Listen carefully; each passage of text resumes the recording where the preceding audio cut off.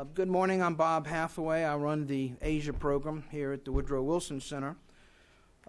Since some of you, and particularly those who might be watching this from Pakistan or India or other places, are not regular visitors to the Wilson Center, permit me to say just a bit about the Wilson Center.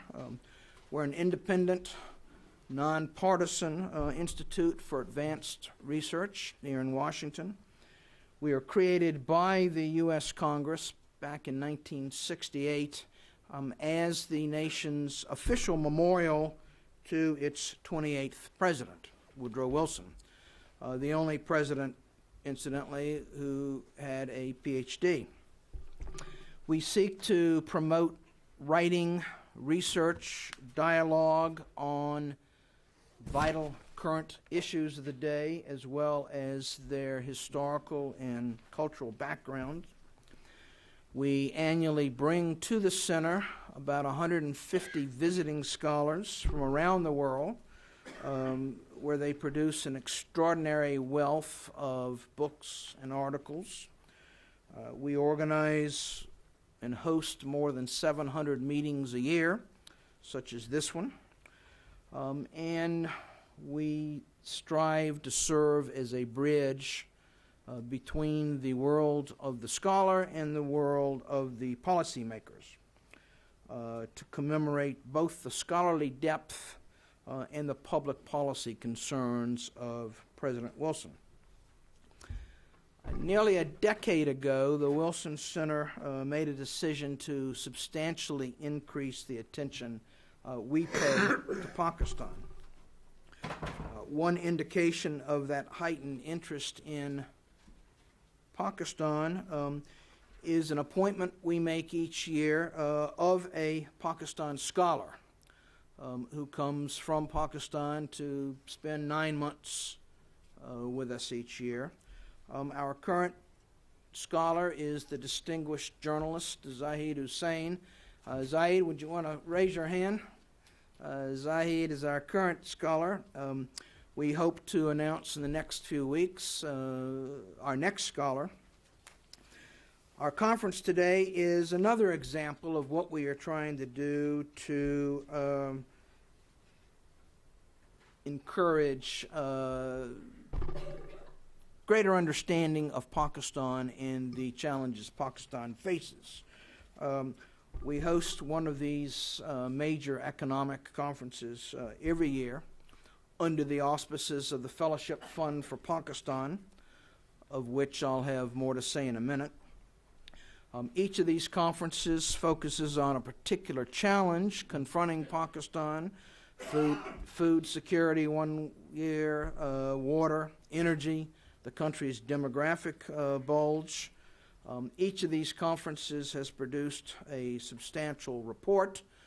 There'll be one forthcoming after this conference. Because you have signed up for this conference, you will receive notice that these are available, and they're free. So we'll make sure that you get one. Today, and in the conference report that will be produced in the coming weeks, we seek to examine the growing likelihood that Pakistan and India are poised to take a quantum leap forward in expanding their trade ties. Both nations have taken a number of steps in that direction in recent months. Perhaps most notably, Pakistan's announcement last fall that it intends to accord most favored nation status to India, a decision that one recent analyst has described as, quote, a game changer. For once, the experts agree. Expanded trade between these two countries can set up a win-win situation for both sides. It can bring substantial economic benefits to the business sector, to workers, to consumers, and, not incidentally, to the national exchequers of both countries.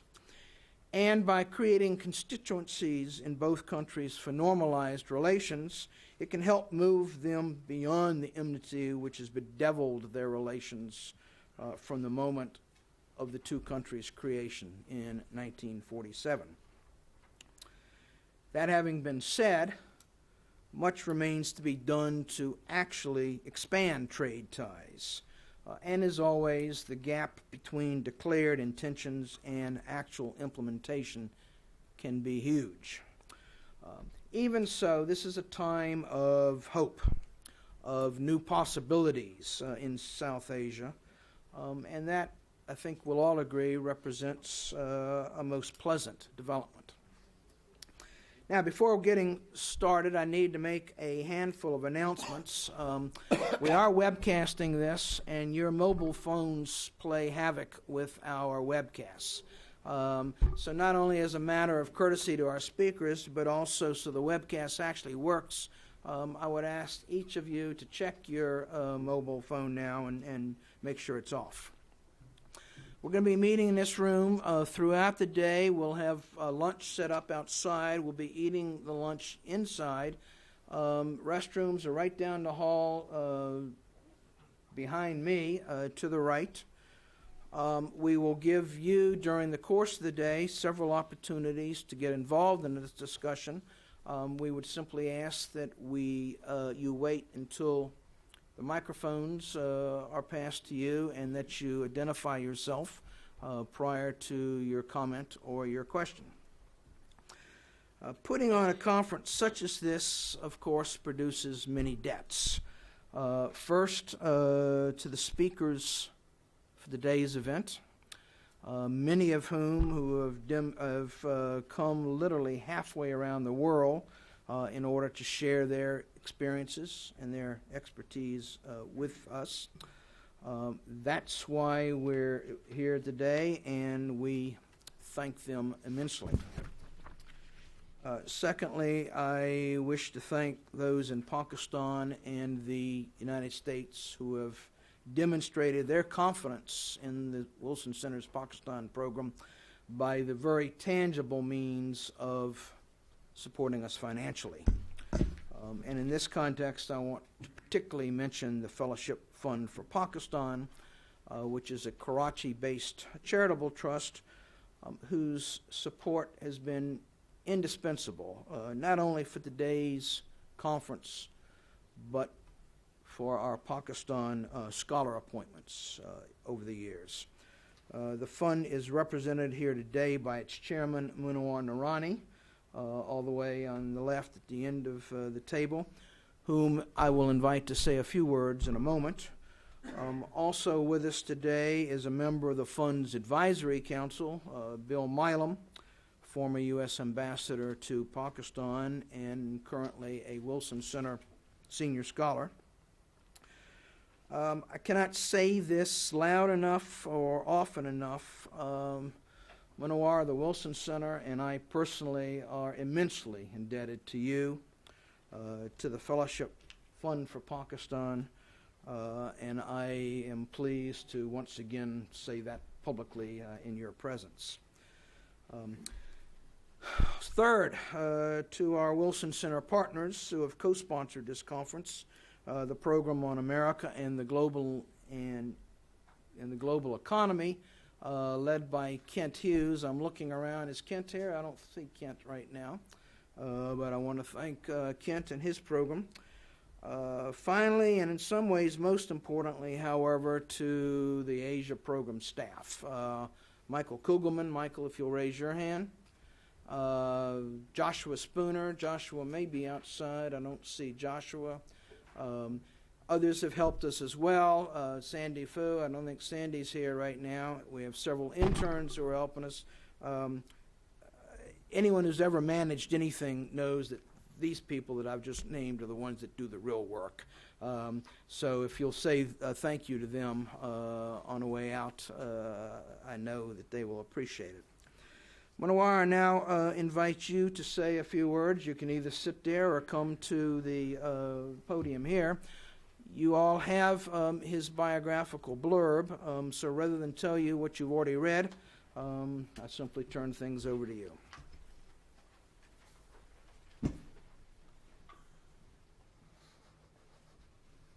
Thank you, Bob. Ladies and gentlemen, thank you for being here and participating in this conference. Before getting on to anything else, I have to start with an apology in that I do have a day job. I work for Citibank, and unfortunately I have to leave at 1:30 because Citi is winning a number of awards in aviation in New York, and a number of our clients are going to be there, including, believe it or not, we are winning a $100 million Islamic financing transaction for Pakistan International Airlines, and they will be there too. But I wanted to be here because of a number of things. First, I want to tell you a little bit about the Fellowship Fund for Pakistan. It is a charitable trust established by 4 Pakistani businessmen and myself. It came out of a need that the former director of the Wilson Center, Congressman Lee Hamilton, felt it was to be able to present Pakistani viewpoints from an academic point of view and to try and bridge the gap that was felt between academia and policy making about Pakistan, and to be able to project those views here at the Wilson Center as well. The success, it was a small initiative that started out of my relationship with Congressman Hamilton, and it is Bob Hathaway and his team who have made this, I think, into a very successful Pakistan program in Washington. I also want to tell you that there were a number of people who were very encouraging when I was starting out, and I am delighted that actually 2 members of the Advisory Council of Fellowship Fund for Pakistan are present. Bill Milam has been helping us since inception as a member of that council, but one of the people that was most encouraging to me in setting the Fellowship Fund for Pakistan was the then Central Bank Governor, who is a member of our Advisory Council, Dr. Ishrat Hussain. And I'm so delighted that he's back at the Wilson Center as well. The second reason that I wanted to be here is to talk about when Wilson Center suggested that we should have a conference on Pakistan-India trade in Washington. I have to tell you, my initial reaction was, why? Why in Washington? And why does it really matter? Yes, MFN status has been given. India gave it 16 years ago. Pakistan has given it now. But that in itself is neither here nor there. If you are going to restrict it to industries where you only have a competitive advantage in each country, it doesn't work. It hasn't worked. It won't work in that manner again. When I spoke to my trustees, who are all businessmen, they were all incredibly encouraging that this should happen. And I can assure you that 20 years ago, it would not have been the case. So something has changed. And what has changed, I think, is that there is a non-emotional debate that has started about this. And Washington allows, hopefully, for that momentum of a non-emotional debate to continue. There is a sense in Pakistan that without addressing the core issues, the benefit is to India.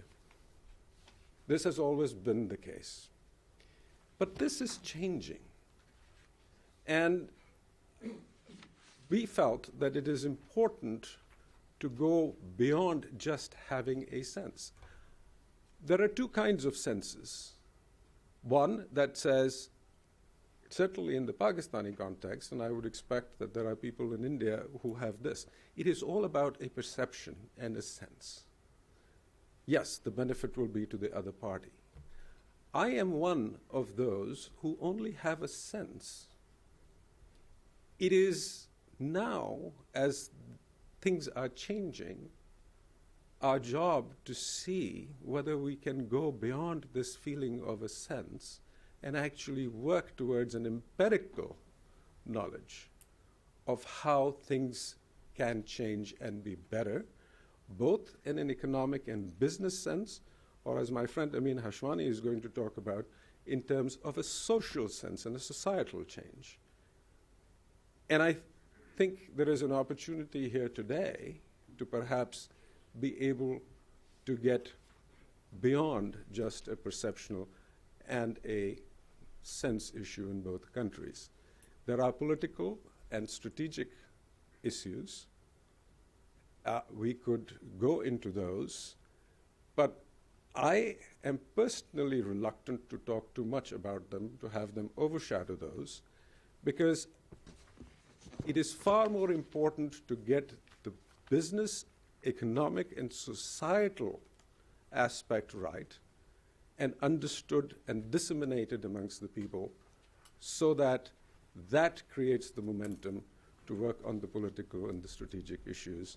And I can tell you from my personal experience that this conversation has changed in the last 20 years, and why the momentum has come in Pakistan is because of the work done by the academics and the economists today, by institutions in Pakistan like the IBA and LUMS, and presumably in India by some of the institutions as well. Finally, I want to close. I was walking by the Wilson Center's monument to Woodrow Wilson, and I noticed a saying, which I think is very apropos. The man who has the time, the discrimination, and the sagacity to collect and comprehend the principal facts, and the man who must act upon them must draw near to one another and feel that they are engaged in a common enterprise. Help us collect and comprehend the principal facts so that we can work towards a common enterprise. Thank you.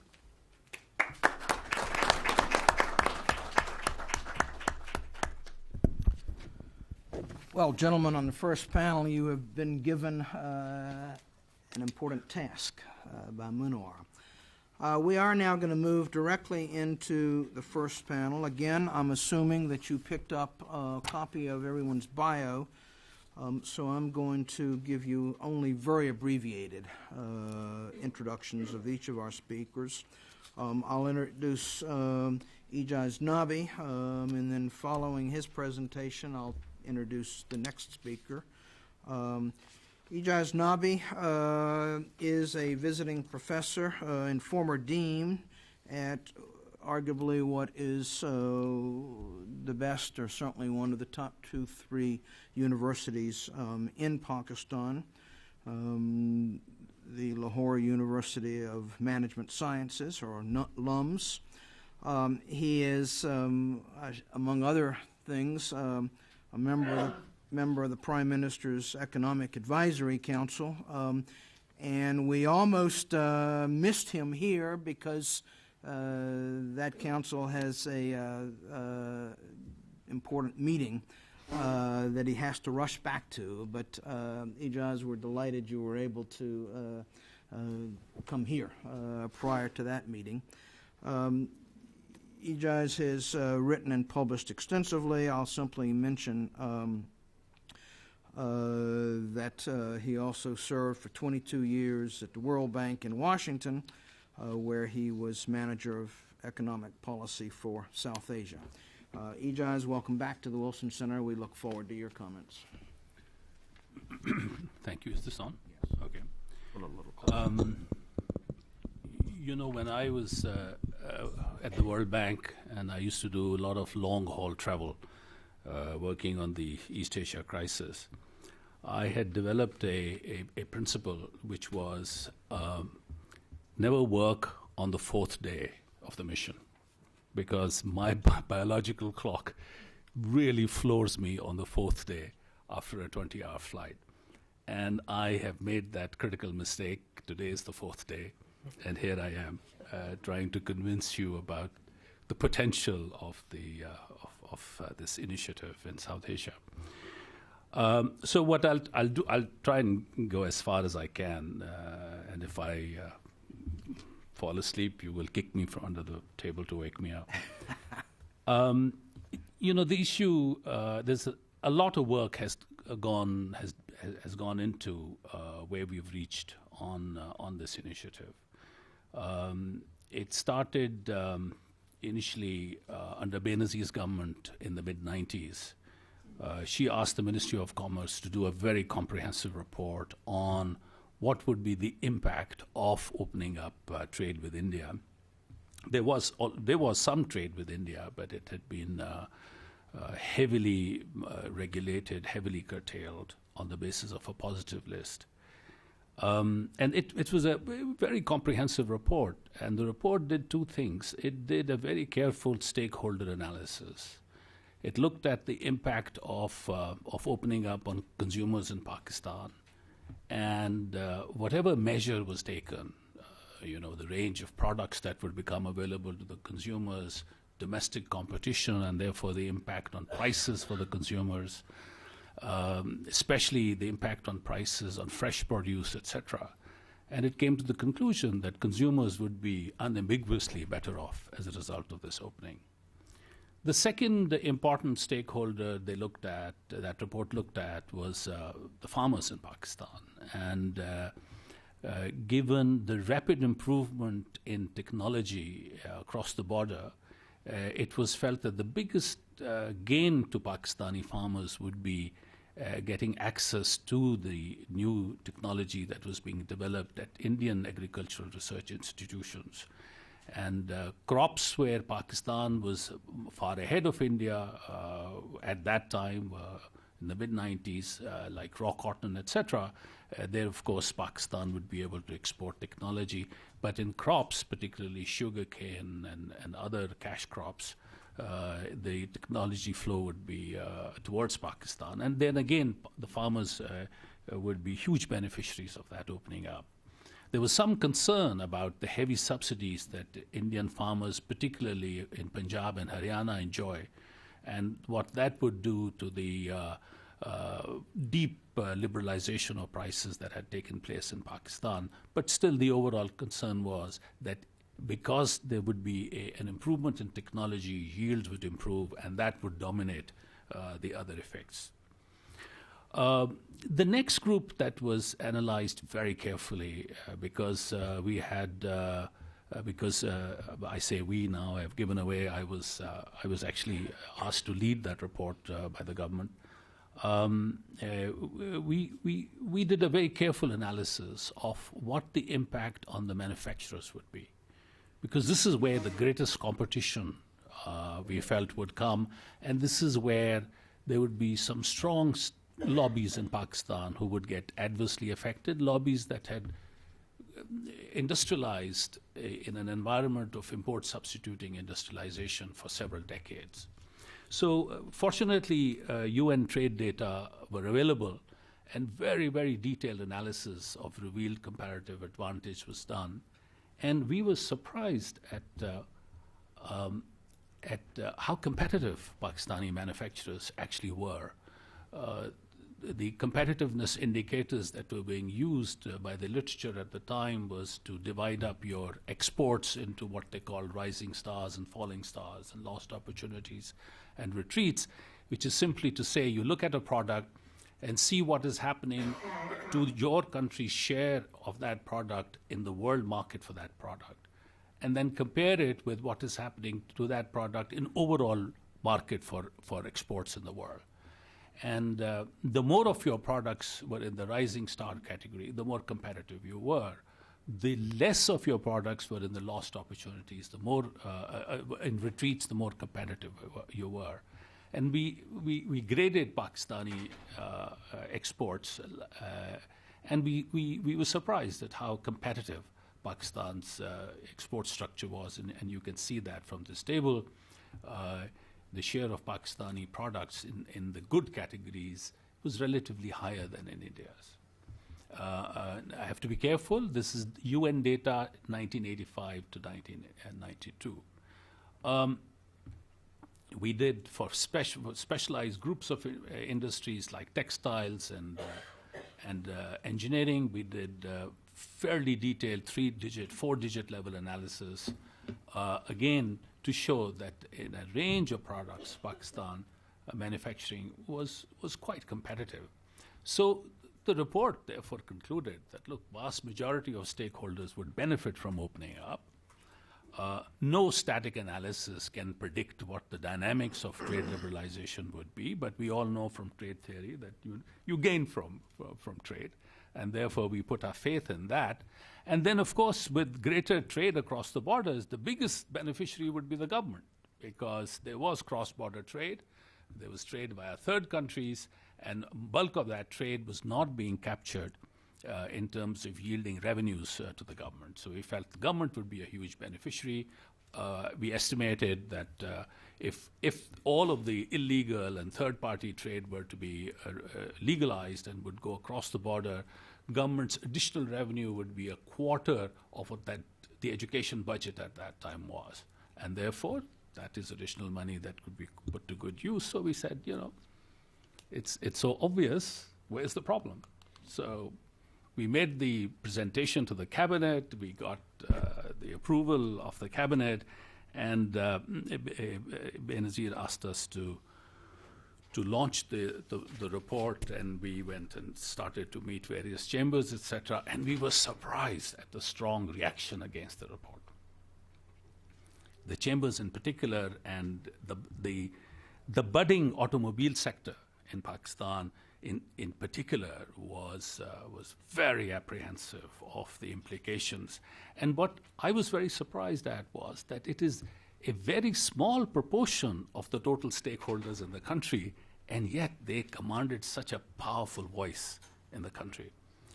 But we know the history. That initiative didn't get very far in terms of actual changing anything, but I still believe that report has formed the basis of much of the analysis and much of the discussion that has taken place in Pakistan since then. And I also like to believe that it has informed the discussion and debate on the Indian side as well, because my friends and colleagues from across the border would continue to ask for copies of that report for several years afterwards. But since then, a number of other studies, the World Bank did a series of studies, Peterson Institute, Mohsen Khan at the Peter Institute has done several studies. Mr. Shahid Javed Barki, an eminent Pakistani economist, formerly at the World Bank, he has looked at bilateral trade in the context of the Kashmir dispute. Your own Woodrow Wilson Center's book, Hard Sell, had a chapter on this. And most recently, Pakistan Business Council, which is a group of the more progressive large corporations in Pakistan. They got together and they did, for the first time, they got involved in policy debate, public policy issues, and put out a report for the government.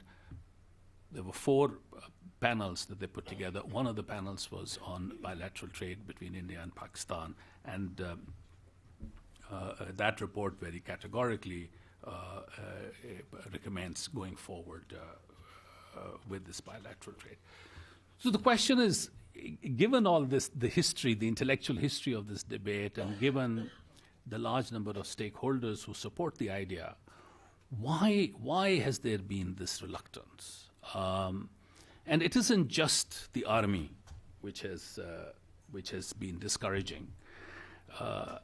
There is a history. The history of India-Pakistan economic relations is something one should read. I got hold of the early budget speeches of Pakistani finance ministers. Finance Ministry of Pakistan has put out a volume, which is the annual budget speech of the finance minister starting with 1947. And when you do that, it really informs you about the early economic history and the struggle between India and Pakistan, because there was an issue of how to share the debts, how to share the assets, how to share the liabilities, what to do with the reserves, et cetera, et cetera. And back soon after 47, India was the largest trading partner for Pakistan. Almost 50% of Pakistan's exports went to India. A lot of that was jute from what was then East Pakistan, now Bangladesh. And almost 40% of Pakistan's imports, mostly manufactured goods, came from India. The Korean War happened. As a result of the Korean War, terms of trade for commodities shot up, and Pakistan was a commodities exporter. Pakistan saw that as an opportunity to begin to put in place a strategy for import substituting industrialization. Indian rupee, Pakistan rupee, they were both tied with the British pound. The British pound devalued against the dollar.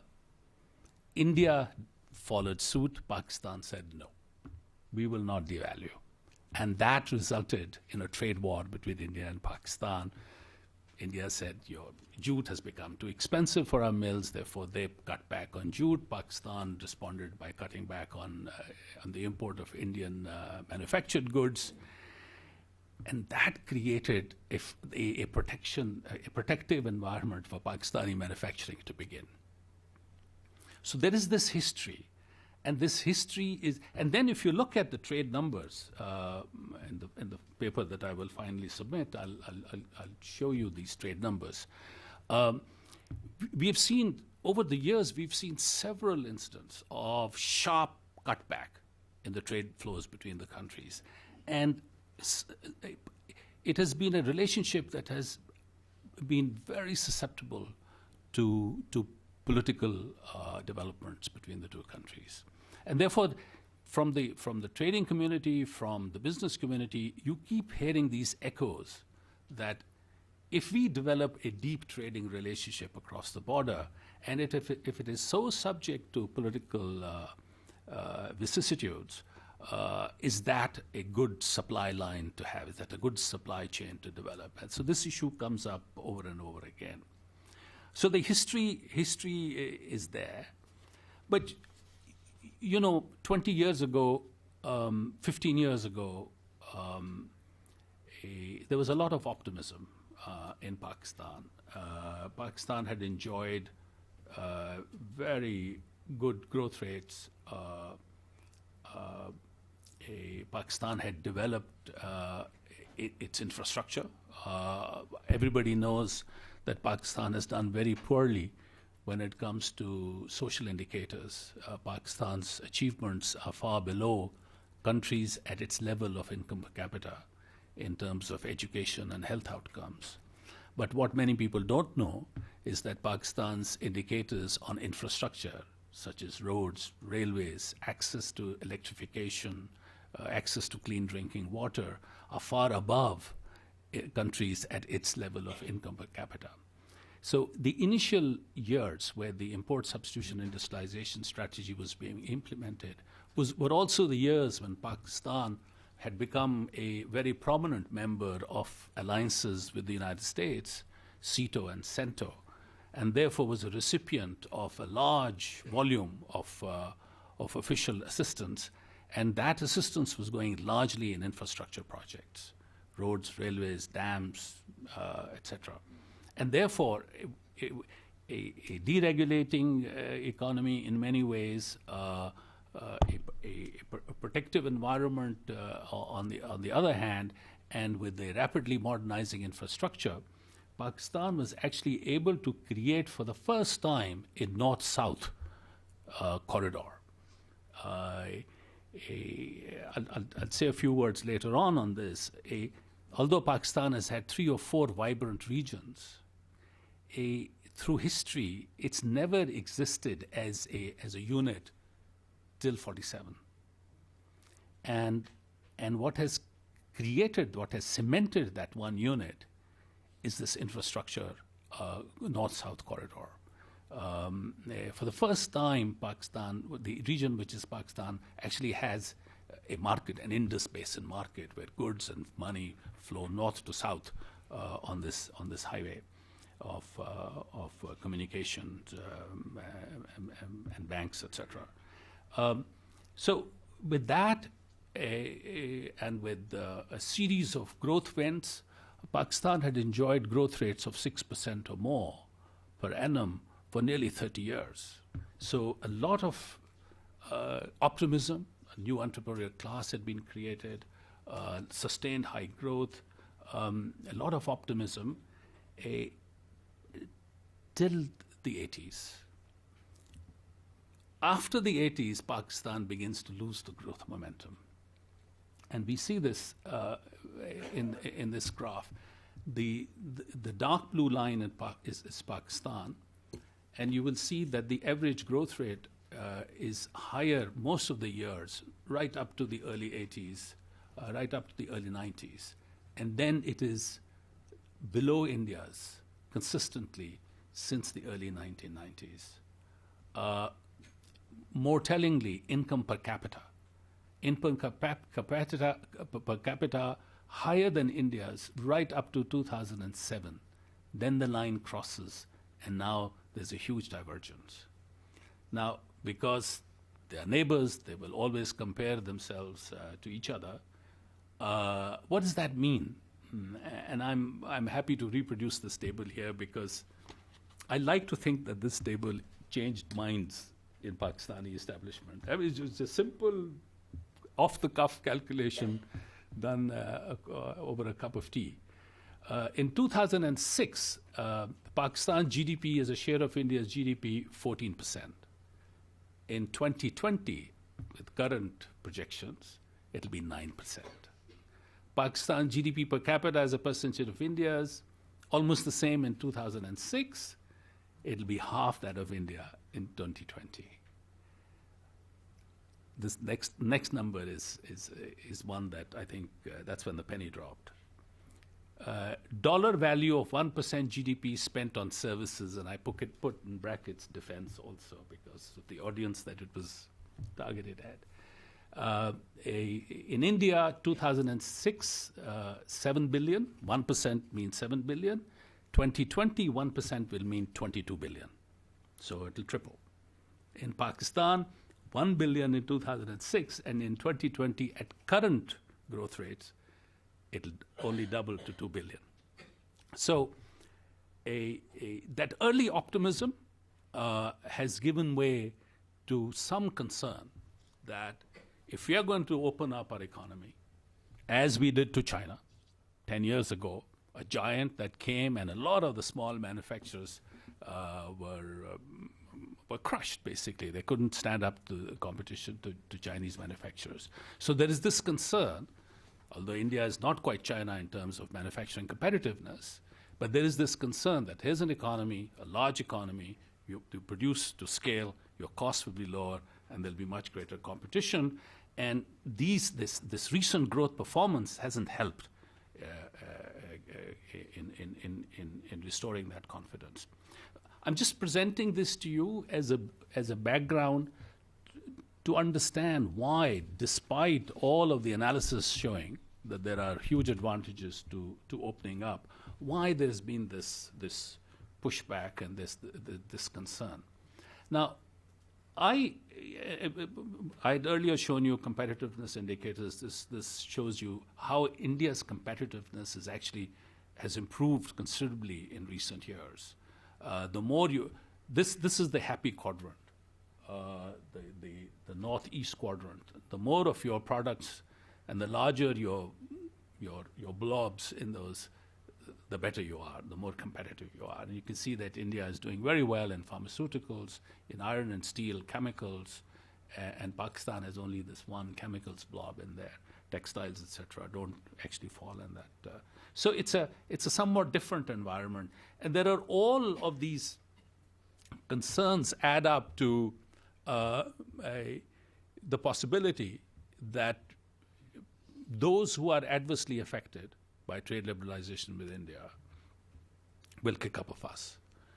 Bilateral trade balances shouldn't matter. You know, everybody who's worth their salt, as economists tell you, it doesn't matter what you have on the bilateral trade balance. What matters is the overall trade balance. But the politics of bilateral trade balances is amazing. It happens even in very developed, advanced economies. Somehow journalists just hang on to the bilateral trade balance. And if the bilateral trade balance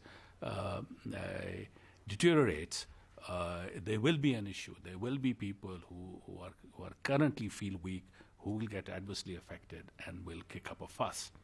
Now, what do you do that? What do you do? How do you address this issue? There is this historical concern that India-Pakistan trade is susceptible to political ups and downs, there is this weak competitiveness, a perceived sense in Pakistan that there's weak competitiveness has suffered in recent years. So how do you put confidence back so that when somebody makes a shrill noise that, look, things are taking a turn for the worst, let's put an end to this opening, how do you address that? And what I've been trying to argue is that you have to see bilateral trade in the context of the larger regional development.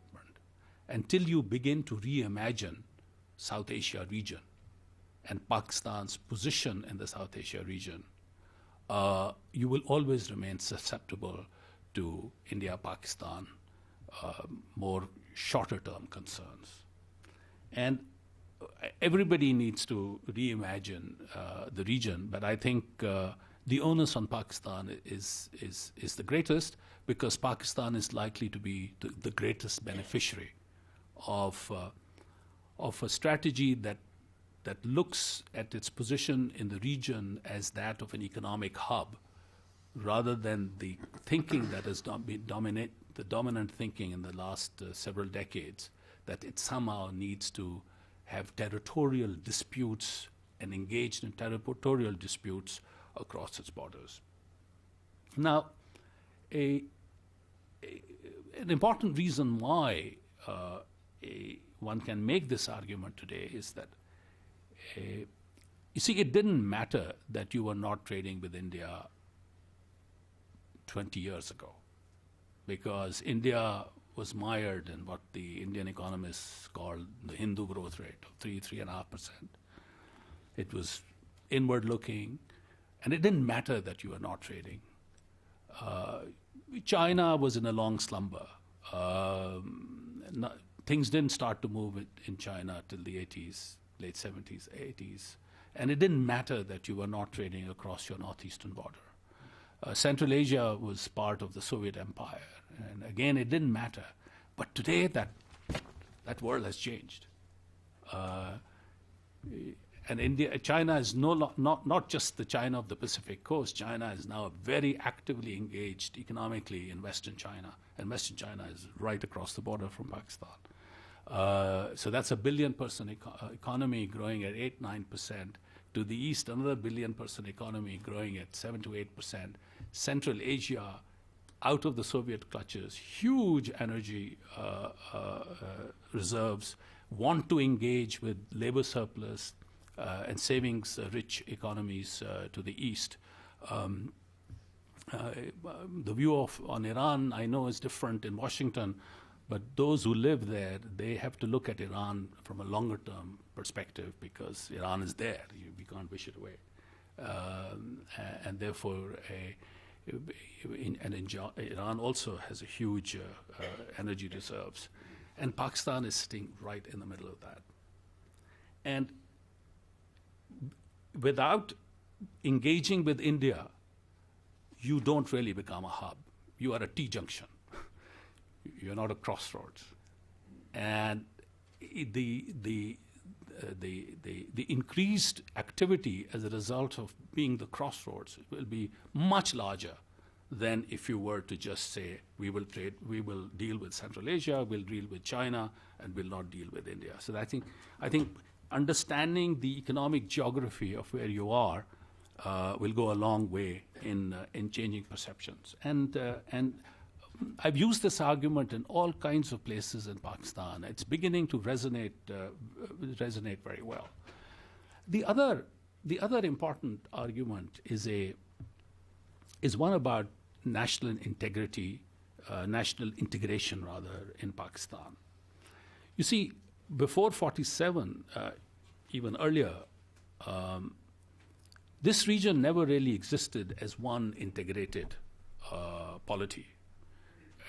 And yet it has had a huge influence on South Asia culturally. A couple of recent books that have been written by historians, they trace the impact of this region. Basically, there were three vibrant regions in what is now Pakistan. You have Peshawar in the north, Lahore and Multan in the middle, and Upper Sindh. And these regions were really trading across. They were connecting markets. They were connecting markets in the east with markets to the west. And as a result of connecting those markets, they became centers of culture, centers of commerce, growth nodes, and that explains why these centers have had such a huge impact on South Asia as a whole. For a variety of reasons, post-colonial era, starting 19th century, the Western connections were cut off. Anglo-Russian rivalry created a buffer state, and then Soviet Union, and similarly the Iran. But there was enough going on with connections to the east so that they retained their vibrancy. After 47, they were completely cut off. They were cut off both from the western and the eastern markets. And this is where the north-south, that's why north-south trade corridor was so important in giving vibrancy for 3 decades. But what I'm arguing is that north-south corridor has lost it's done what it could do. And now, without recreating these east-west connections, you won't get the kind of growth that you got in the first 30 years.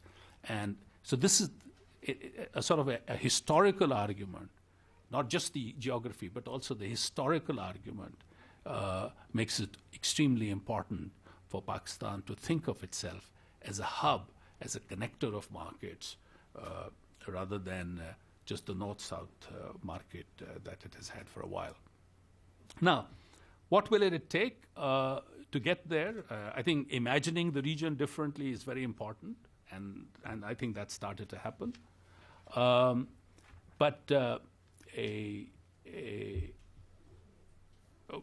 Clearly bilateral trade with India is, but beyond bilateral trade, it has to be a full-fledged economic relationship that Pakistan and India need to move towards, which means exchange of technology, it means exchange of, investment flows, it means skills flows across the borders. And hopefully it means setting up joint ventures across the borders. So a full-fledged economic relationship. Pakistan will need to invest in modernizing its infrastructure in these 3 or 4 hubs, which are the vibrant hubs of Pakistan. So a lot of infrastructure investment will be needed. And then finally, I think in Pakistan, people talk about the demographic dividend. And I think without upgrading the education system, getting more enrollments at the primary level, but also improving the quality of higher education, you're not going to get that demographic dividend.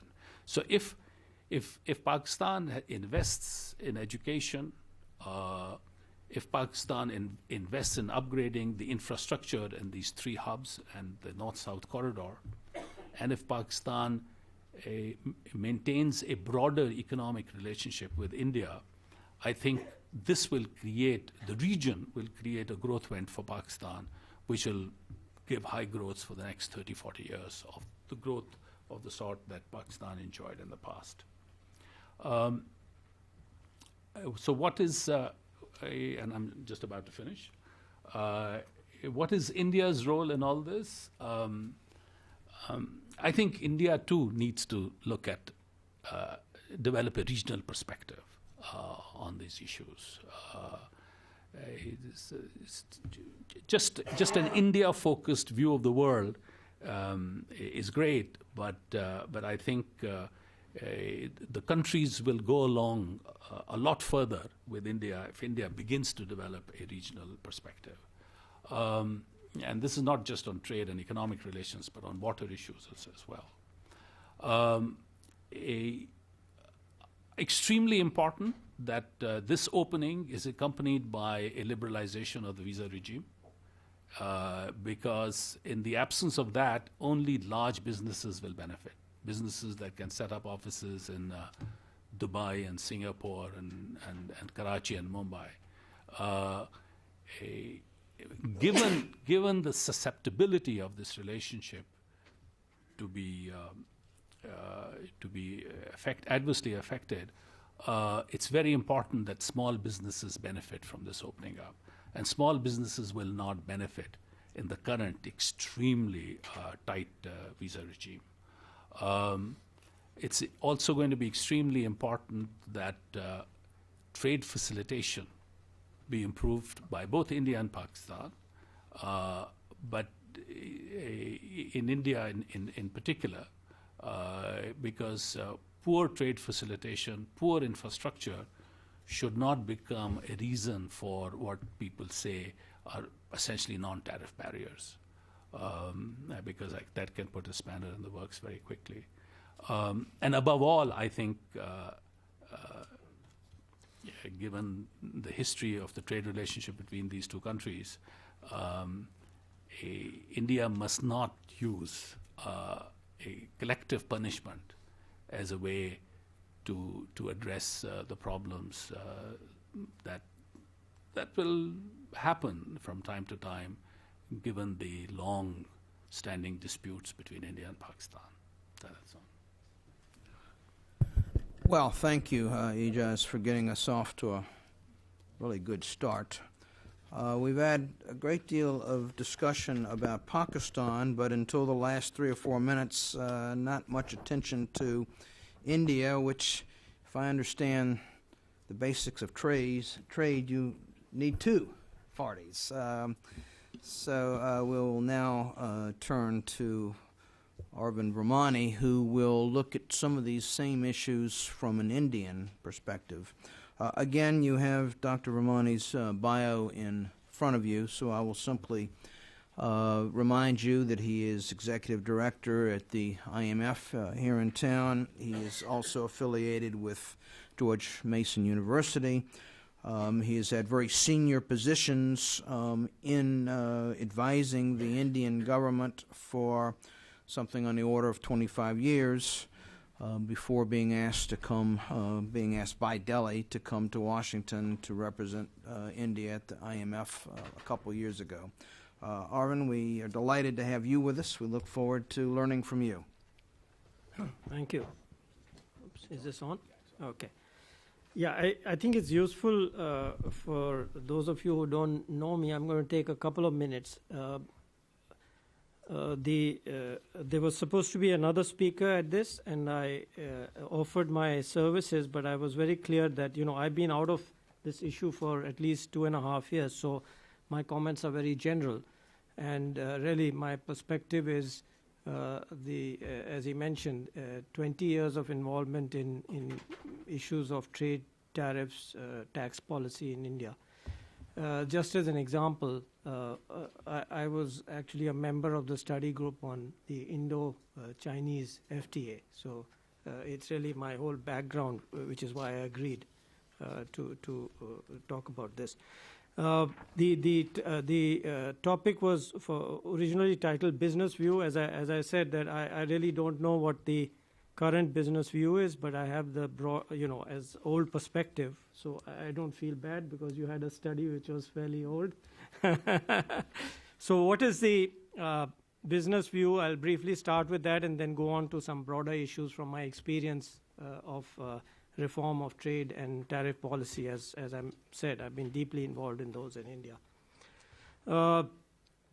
So my general perception of Indian business on this issue is that business is quite sanguine, and most are very positive about this issue. And I think it's important to understand why, and that's what I'm really going to talk about before I go on to other issues. One is the reform experience in India in the 1990s on both trade and tariff. Just to give a sense of what this means to those of you who have not followed, peak tariffs on manufacturing in the 1990s were 250%. By the 2000s, they were down to 10%. In the 1990s, virtually everything for the general economy had QRs in it. And by 2000, it was all gone as far as manufacturers are concerned. I'm talking here of manufacturers. So what is the experience? A story which I sometimes tell kind of highlights it. There used to be something you've probably not heard of. It's called dead burnt magnesia. This was one of the big industrialists in India who, from the time of the reforms, every time before the budget, he would come and see me and say, we will die if you reduce this tariff further. He came for 5 years, continuously he came to see me every time before the budget. And then he no longer came. So I was wondering, did he disappear? Well, some years later, I read in the newspapers that dead burnt magnesia, he's still there. He's still manufacturing dead burnt magnesia. So the moral of that story is, it turns out that we all thought, or not, I did not, because I was involved in the policy, and I hoped and expected that that's what would happen. But 99% of the people in India thought the Indian industry would die. They would not be able to compete, and they did very effectively. So that is one of the main reasons why Indian industry is not apprehensive about this issue. Secondly, I think in the states bordering Pakistan, for example, Punjab, there's kind of an old memory, at least among the older people who are around my age or older, about pre-1960s. And, there were things happening. And, people traded across the border. There was no border before 1947. And so the issue of local, what one might call local and provincial comparative advantage. Those of us who think of national issues often tend to forget that. There is a local economy, there's local interaction, and there are still people in the Indian Punjab at least, and hopefully in Pakistani Punjab, who still remember. And one way to put this more starkly is that even though Punjab is the agricultural state in India, there is small industry, and they've been competing with Haryana, Delhi, Western UP for decades. So again, there is this feeling that yes, there will be adjustments, but if you are alert, you can find your comparative advantage. So that's this part of the business view, the reasons why they are not apprehensive, by and large.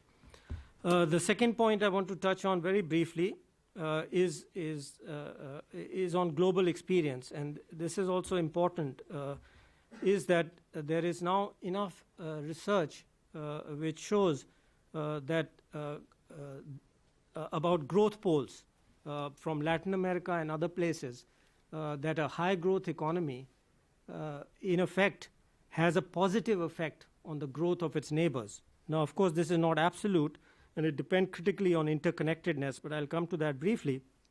But let me tell you a little about growth in Asia, in South Asia, and not just India. I have recently completed for an update of my study on high growth economies, and some of you may find this very interesting. It turns out that one of the fastest growing economies in the world was Bhutan from 1982 to 97. There have been only 20 such economies in the world in the historical period for which data is available to me, and Bhutan was one of them. Because of one investment, which is Indian. Well, we will, you are familiar with it. We can discuss it. It has to do with hydropower. Yes. Yes. But, and the second one, again, which may surprise you, was Myanmar in 1990 to 2008. Now, of course, currently, it turns out there are only 5 what I call high growth or potentially high growth economies in the world, and one of them happens to be India, of course. So the point here is not India or Bhutan or Myanmar. The point is growth poles have an effect on neighbors, and that brings us to interconnectedness. Obviously, a necessary condition is that you be connected. Otherwise, you cannot benefit from that growth pole, whatever it is. And of course, again, we've talked a lot about the soft part of it, tariffs and QRs, and Ijaz has also mentioned infrastructure and highways. You need the connections, unless otherwise you cannot have the benefits. Now, one of the thoughts which came to me is that perhaps in developing this interconnectedness in terms of infrastructure, we could think of PPP and business participation, so that the interest is widened on both sides, both on the Pakistani side and the Indian side, to do some of this in a PPP mode, so that a wide segment of business benefits, not just the government in a sense. I move on to my third point, which actually has been kind of covered by Ijaz, but what the point I want to make here is that it's very important for those who have a positive view of these things to do research on and look for and publicize the positive things which will come out of it. Because the negative is always taken up by the press, as you well know, and we've seen that all the time in India and every country, including the US, while I've been here for 2.5 years.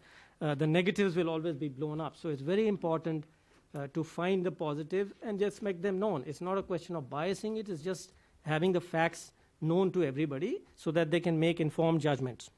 So, for example, the first thing, of course, you should see, and Ijaz has pointed this out, that there's a pure deadweight loss from all the trade which is going through third countries. When it shifts back, you should see a visible improvement, because this is going to be a shared benefit. It is absolutely clear that both sides will benefit from it, because there's a huge deadweight loss involved in taking it from other places. And we should be looking out for that and publicizing it. The second lesson I want to bring out, besides the growth pole experience, which I've studied a lot, is the Indo-Sri Lanka FTA. And here, again, it's useful to mention that for 3 years I was running a think tank. I was head of a thing called ICRIER, which you'll have somebody else from there now speaking after lunch.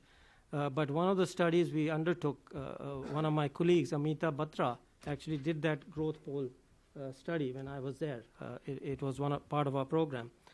So we also looked carefully at my colleagues. I mean, I was just the director. I didn't do the studies. At the Indo-Sri Lanka, I think Nisha was involved in that, yes. Indo-Sri Lanka FTA and the subsequent discussions on SEPA. And on my visits to Sri Lanka, I always ask the businessmen that I met. But let me tell you the perspective here. There are two things. The second one is what I learned from the businessmen. The first one I actually saw, and that is what I would call the reduction, elimination of trade diversion. Just one example. I was struck by the number of Tata trucks on Sri Lankan roads. And in a way, that's not surprising, because Tata beat the Japanese manufacturers in India in open competition with this reduction in QRs and tariffs. And the reason was because they are more suited to the Indian road conditions and the general conditions in which they are maintained. The whole structure is different from what it is in West. So again, the point here is that one has to be careful. What you will see is this change, but you should not see that as a loss to Pakistan, because the losers are really the Japanese or whoever else. So it's very important to be clear about that.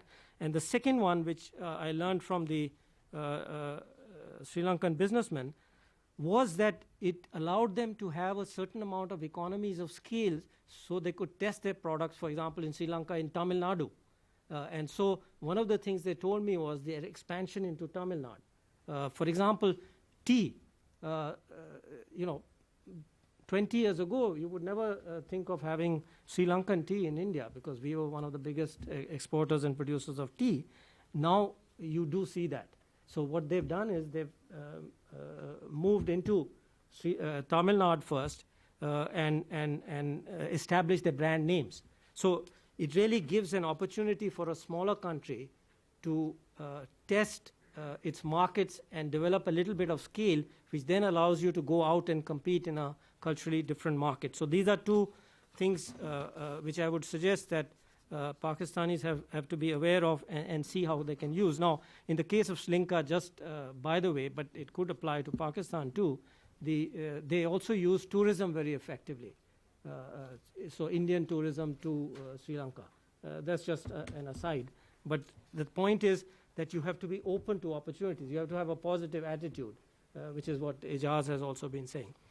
Just finally then, my last point is on new initiatives.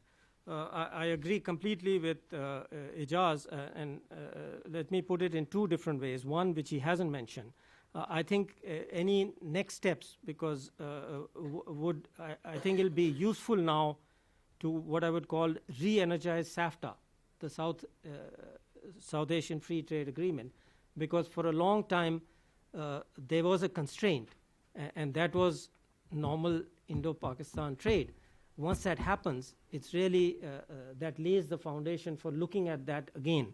And so I would just like to bring that to everybody's attention who is involved in this, because I think you could make big gains in that, and it also provides a political cover, in a sense, to whoever is opposed, to those who are in favor versus those who are opposed in principle to this trade. SAFTA, in a way, provides a cover for doing this, and part of it is exactly what Ijaz said, is to convert South Asia into a crossroads. But again, I think in principle that could be tied to SAFTA.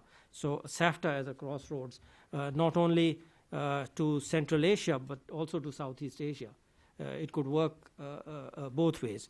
So I would say that's, in a way, could be the next, besides what I said, of identifying the gains from trade which will happen, to identify how one could move forward in making South Asia as a crossroads to Central Asia and Southeast Asia.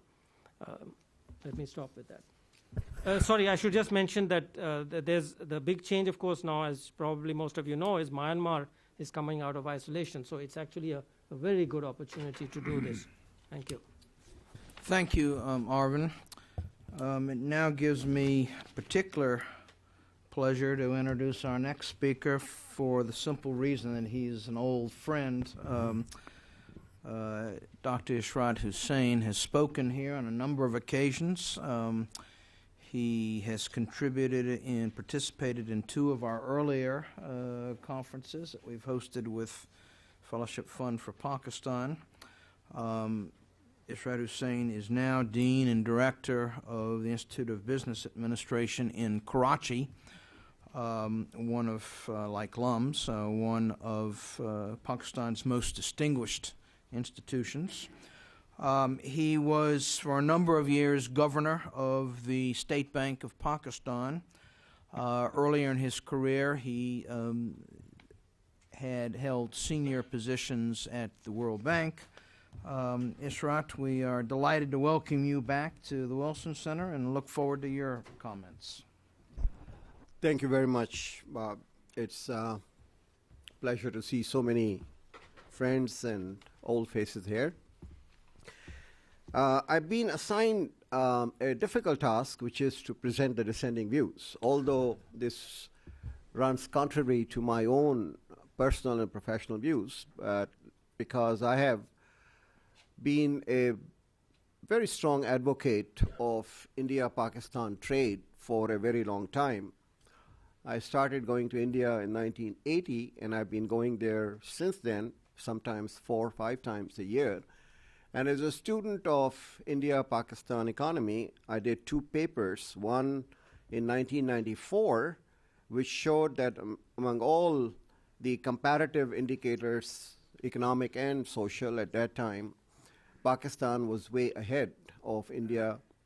And recently I did a paper which showed that during the last 20 years, as Ijaz pointed out, India has actually overtaken Pakistan in almost all indicators, both economic as well as social.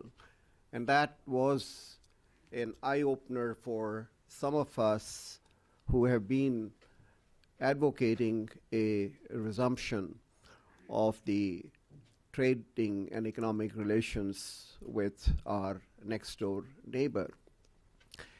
And the reason why there has been a kind of rethinking about this topic is the realization that we are sitting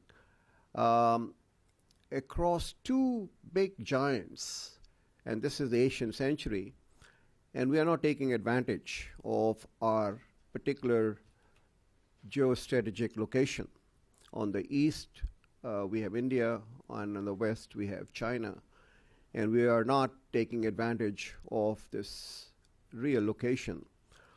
And if there was any other country for the last 20 years, they would have benefited from this particular, advantage. My first encounter was a disaggregated 6-digit study which the research department of the State Bank carried out in 2004, which showed that at that time the volume of trade was $1 billion between the two countries. And doing almost nothing, this volume could have multiplied 5 times to 5 billion with equal benefits to both the countries, 2.5 to India and 2.5 billion to Pakistan. I just did a paper for Atlantic Council, which is available, where we revisited, I think, as I agree with Ejaz, that the bilateral trade now, if it opens up full blast, would be more beneficial towards India, because India has developed a comparative advantage because of the economies of scale, because of the technological progress, because of the raw materials which are available in certain areas. So when this MFN status came, the Ministry of Commerce approached the IBA Karachi to carry out some analytical work, and we did the revealed comparative advantage for switching from the positive list to the negative list. And we submitted to the cabinet a list of 569 items which could be on the negative list out of 8,000 items, which was almost 15%. But after some compromises, this list was expanded to 1,200, which is still much better situation than the positive list, which covered only 25% and now 15%, and now this opens up 75% of the trade between India and Pakistan. And by December, this will also be phased out, and there will be no negative list, and the MFN status would be complete at that particular point of time. The Ministry of Commerce asked us to carry out focus groups discussions with the major stakeholders in the industry, and we engaged with the automobile, chemicals, pharmaceuticals, and textile sectors at Karachi and Lahore during early 2012, so this is more recent. And they gave us a list, which is going to be available in my paper, of the non-tariff barriers which India has against Pakistani exports, which have been identified by the actual experience of these industries. Sanitary and phytosanitary measures, technical barriers to trade, quotas and import licenses on 600 items, aggressive use of safeguard and anti-dumping measures, frequent invocation of countervailing duties, stringent license requirements from the Bureau of Indian Standards, multiple custom clearance requirements, non-standard custom valuation methodology, stringent and lengthy certification requirements, restrictions on rail movements of goods, complicated and restrictive visa requirements, long dwell times at ports and border points, transit restrictions, absence of testing labs at the border crossing points, state government's restriction on use, sale, and consumption of certain goods, uncertainty about interstate movement of goods, and non-acceptance of letters of credit issued by Pakistani banks. These were the concerns shown by the members of the focus groups. But as Ejaz pointed out, there's an overwhelming support for liberalization of the trade with India, although the momentum of trade is going to to depend on a number of retaliatory measures, or what I would call as the promotional measures which the Indian government will take in order to remove some of these barriers. We argued that these are not the barriers which are peculiar to Pakistan. These are the barriers which are applicable to all imports from the third parties.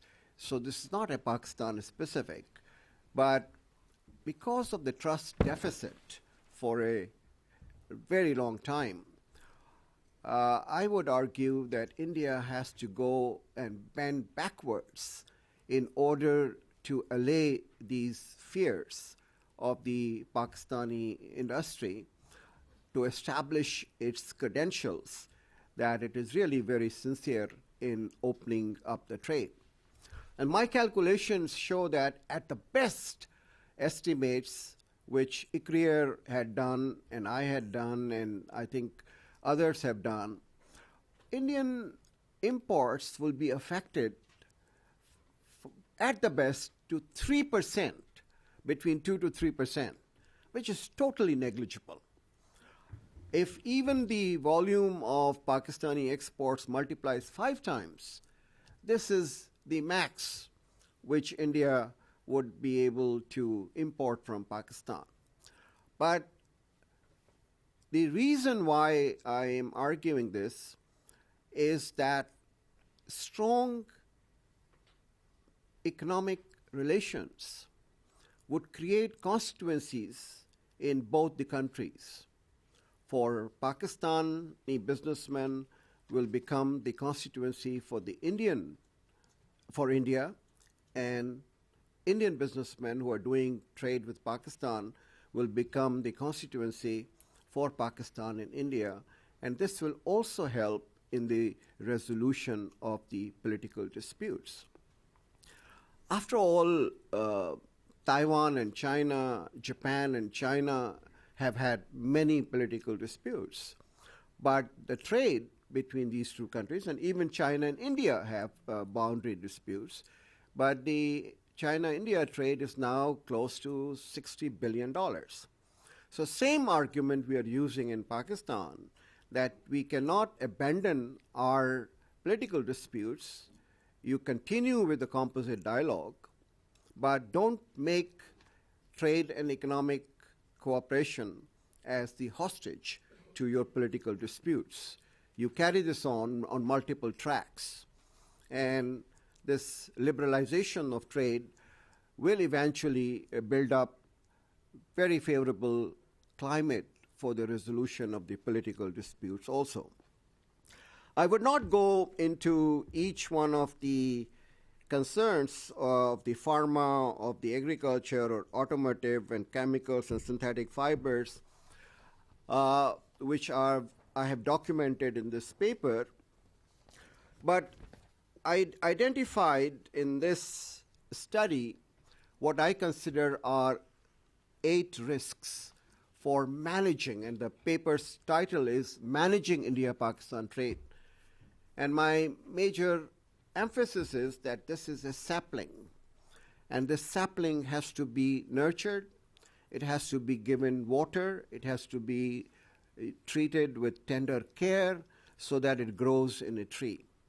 But there are too many obstacles and constraints in the way of this sapling becoming a tree. And this risk mitigation and a more proactive treatment by both governments is very essential, especially in the transition period. And the first risk is that there is a huge trade deficit between the two countries, which I don't have to deal with. And my worry is that there is a fear that any unforeseen or unplanned contingency can trigger a strong adverse reaction on the other side. If there is another terrorist attack on India and Pakistan is blamed, I think the axe will fall on trade. and the trade will either be disrupted or a lot of restrictions will be put.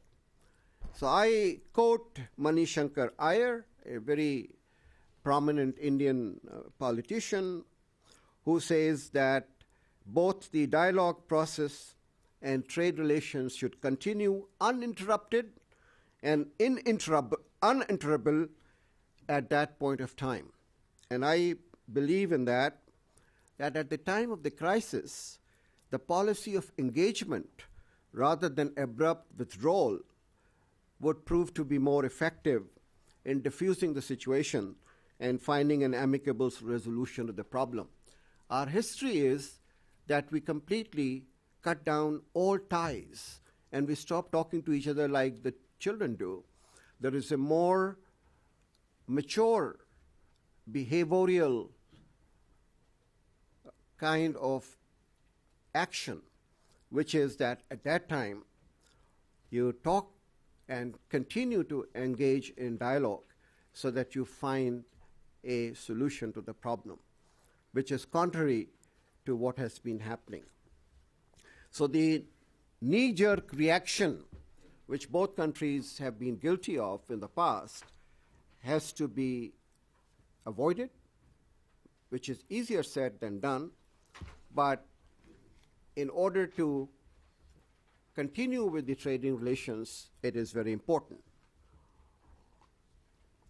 The businessmen on both sides, I was in Delhi and Hyderabad last week, and the businessmen on both sides say that establishing relationship with our counterparts on the other side takes time.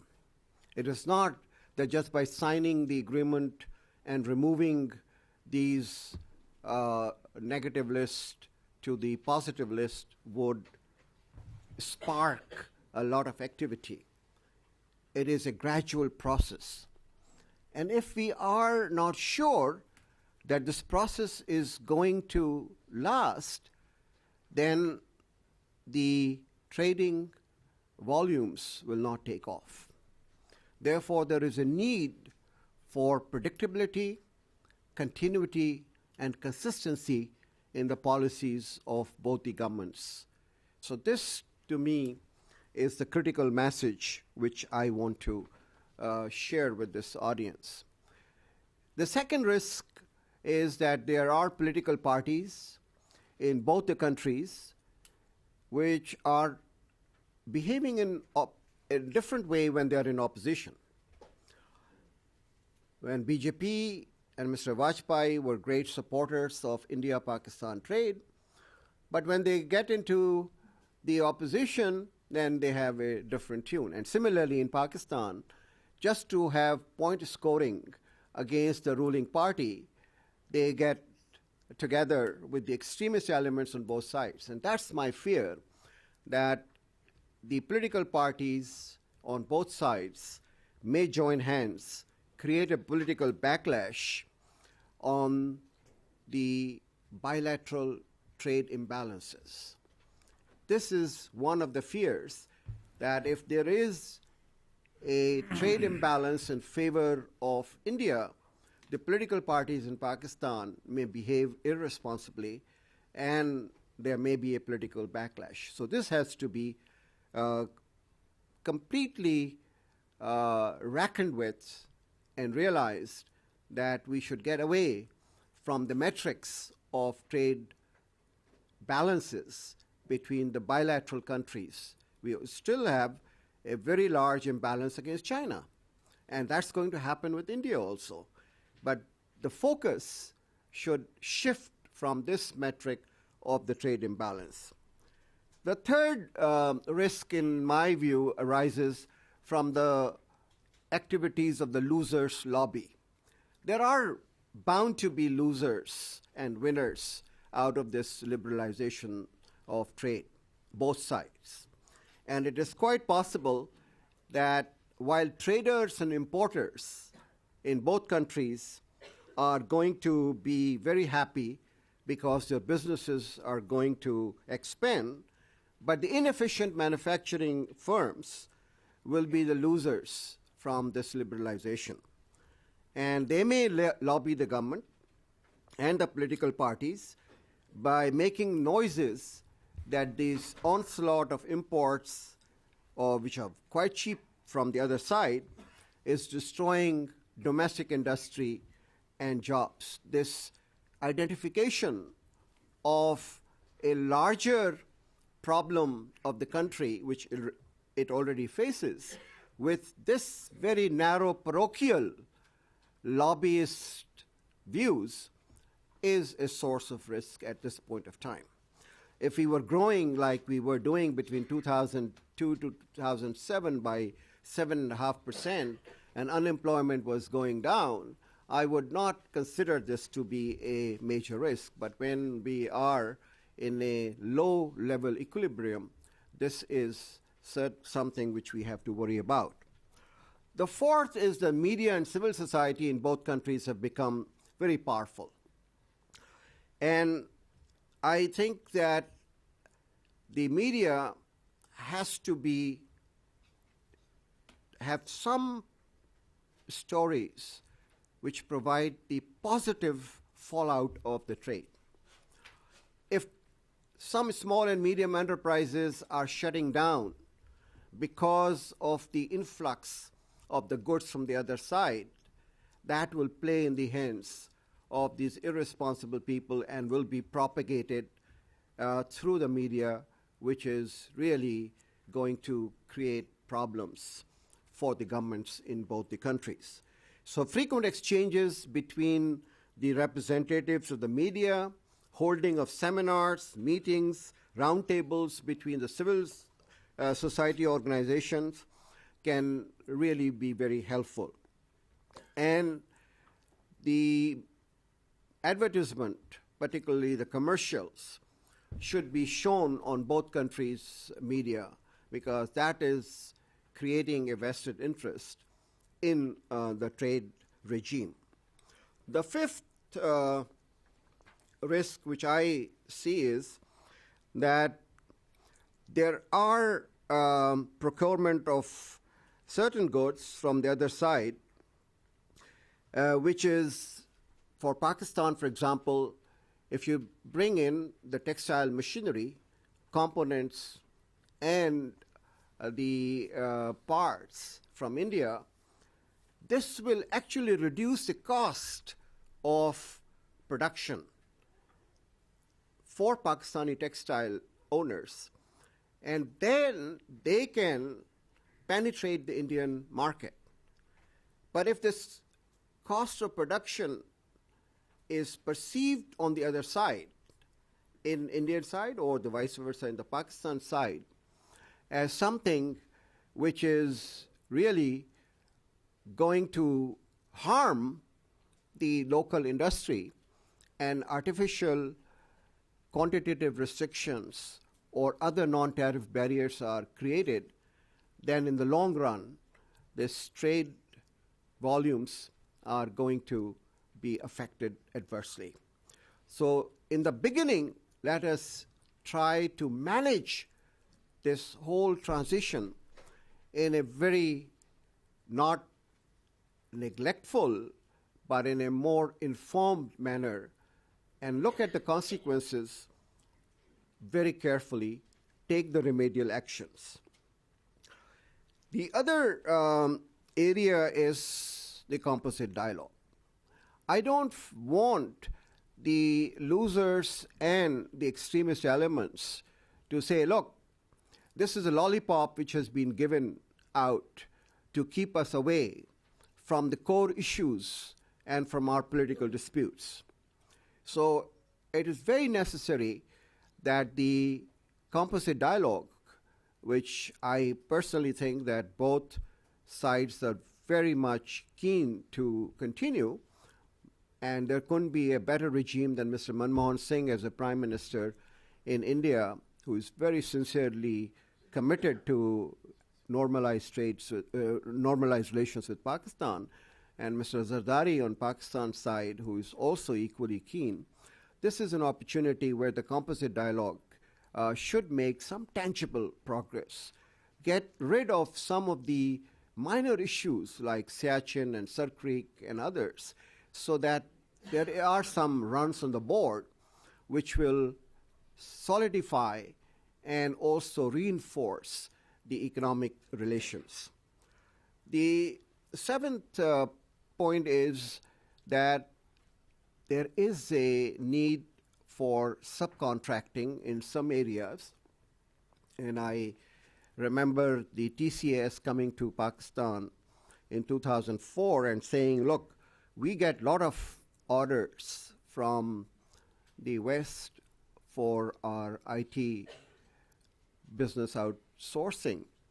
But at the lower end, we are finding that our wages are going up. So can we set up these R&D centers in Lahore, and we will train your IT specialist and carry out the work under our contract as a subcontractor. If you do that, you are actually doing a great favor to solidify the trading relations, because you have a tangible employment and job creation for the educated youth in Pakistan, where you will be able to demonstrate that's not only the trade which is really helping the country, but also the economic cooperation with India is creating jobs. And TCS, Wipro, Infosys feel that there is so much work which can be let out to Pakistan that there will be a big boost as far as the IT industry in Pakistan is concerned. Similarly, you have other areas, for example, agriculture. Now, BT cotton, for example, is something which has revolutionized the Indian cotton industry. From 17 million bales, they have doubled it to 34 million in very few years because they adopted the BT cotton. Now, there is a smuggling of BT cotton seeds across the border, but there is no concerted effort in order to do it in a systematic and scientific manner. Now, if you bring in from Haryana and from eastern Punjab the same BT varieties and disseminate that in Pakistan, the cotton industry in Pakistan, which is only 14 million bales right now, can double to 28 million bales. And so this is a very, again, a perceptible and visible manifestation of the larger economic cooperation, and the gains and the benefits are quite visible. And finally, I argue that there will be disputes between the trading parties, and there will be need for arbitration and dispute resolution. But having been part of the bureaucracy and having many friends in Indian bureaucracy, which Arvind and I know very well, I don't think we should entrust this dispute resolution to the bureaucracy. We should give it to the Confederation of Indian Industries and FICCI on the India side, and Pakistan Business Council, and the FPCCI on Pakistan side. They are sensible people because their interests are at stake, and they will come to a more amicable solution to this problem. So the whole policy recommendations chapter of my paper is really elaboration of the actions which need to be taken by both the countries in order to mitigate these risks and allow this sapling to become a robust tree. So, as I said, managing transition. And I also think very sincerely, and I've told this to my friends, at least the Commerce Secretary and the DG Foreign Trade both happen to be from Boston University, where I also went, so we have something in common. And I told them that, look, the voluntary export restraint may be a tool which India can use if they find that there is too much of, influx in the first year of the Indian goods into the Pakistani markets. And voluntary export restraints will act as a brake, but eventually they can be removed. So how do you manage this relationship is extremely important, especially in the first or second year. The technical barriers to trade and sanitary and phytosanitary measures are really acting as powerful deterrent to the exchange of goods, and I think both sides have to work together. And one of the agreement which has been signed recently is that the standards of both the countries should be harmonized, and once it has been harmonized, then the certification by one standard agency will be applicable to the other countries' goods also. As Ejaz very rightly pointed out, visa restrictions have to be eased out. I mean, you cannot have two-track visa regimes. All the big businesses are able to go to India anytime they want without any police reporting, without any hindrance to go to multiple cities. But the small and the medium businesses are facing enormous difficulties. Now, if you really want to win over these small and medium enterprises who are quite nimble as compared to the big one, and because of the proximity between the two borders, they can create a lot of goodwill on both sides through the transactions. There must be a liberal visa regime. The Ministry of External Affairs and the Ministry of Foreign Affairs in Pakistan are working on it, but the Ministry of Home Affairs and the Interior are still not very much convinced about that. So that, to me, is something which is very, very important. And I think I agree with Arvind that the sooner we reactivate the SAFTA and agree on the phasing out of the sensitive list, which is still a part of India, Pakistan, Sri Lanka. Now, India and Sri Lanka have entered into an FTA. So that sensitive list vis-a-vis Sri Lanka is totally inoperative. But there is a sensitive list between India and Pakistan under SAFTA. And I heard in Delhi that perhaps India will reduce the list by 30% by December. So that will be a very important move in order to look at beyond December 2012 regime, whereby the lower are the items included in the sensitive list, the larger is the horizon for the exchange of goods and services. Governor Reddy and myself signed an agreement in 2005 whereby we said that 2 banks of India can open branches in Pakistan and 2 Pakistani banks can open the branches in India.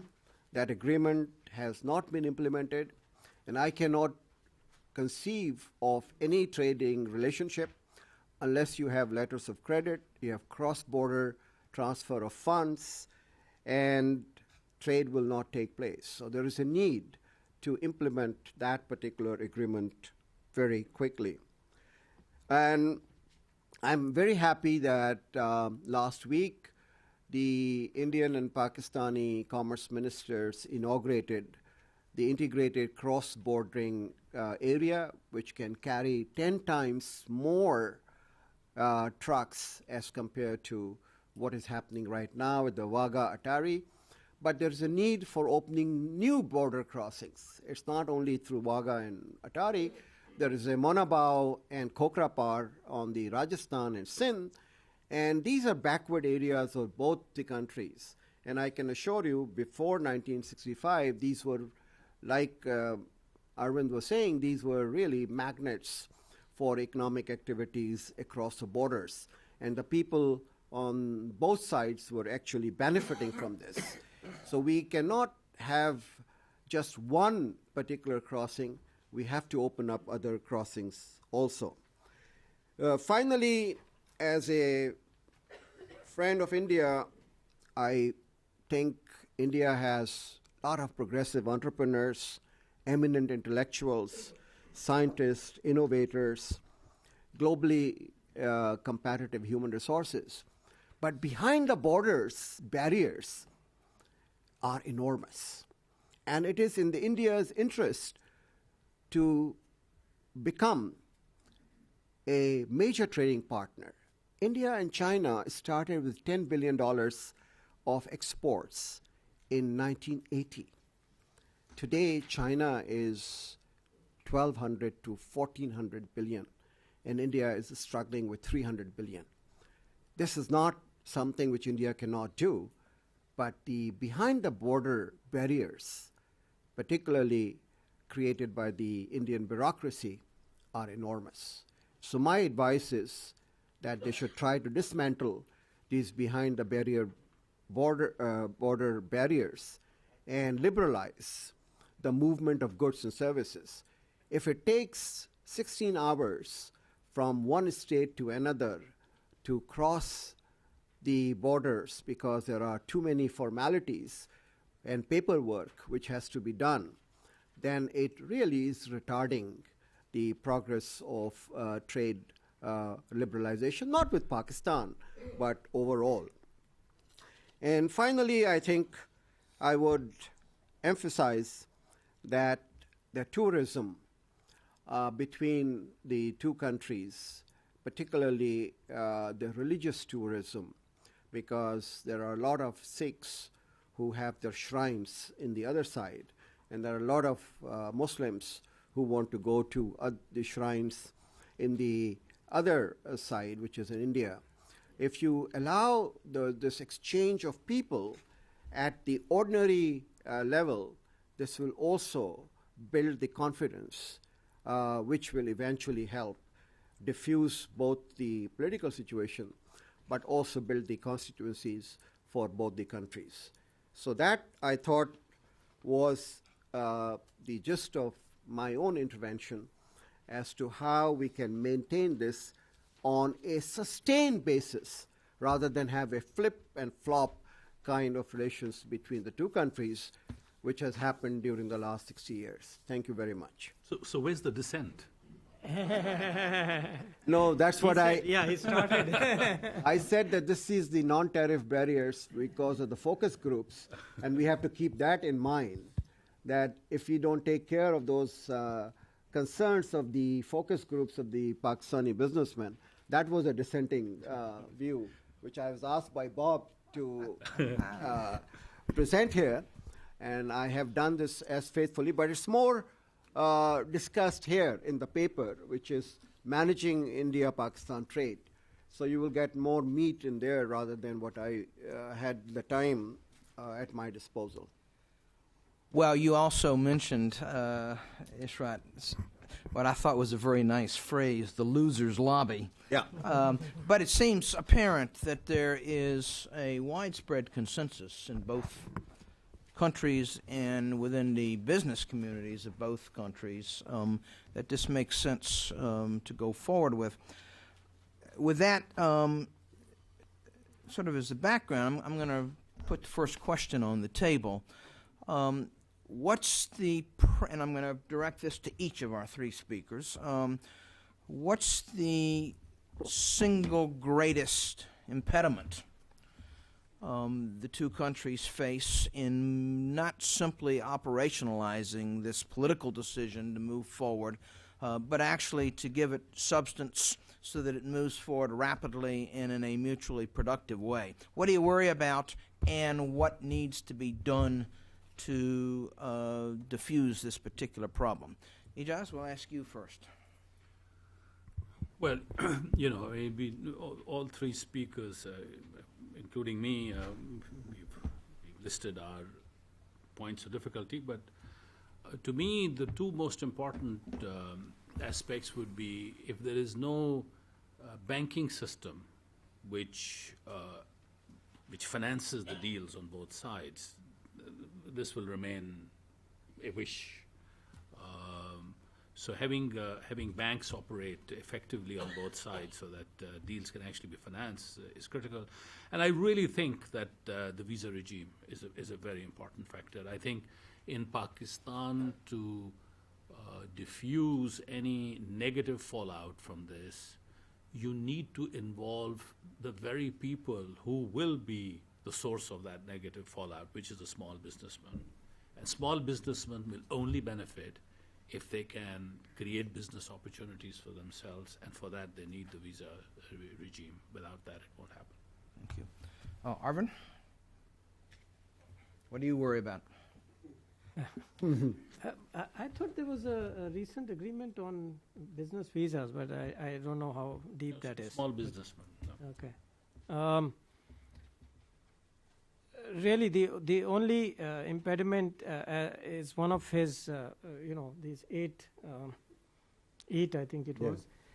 I would say my greatest concern would be that one connected with terrorist attack, because in some ways that is the most difficult for the people who want better relations, including trade.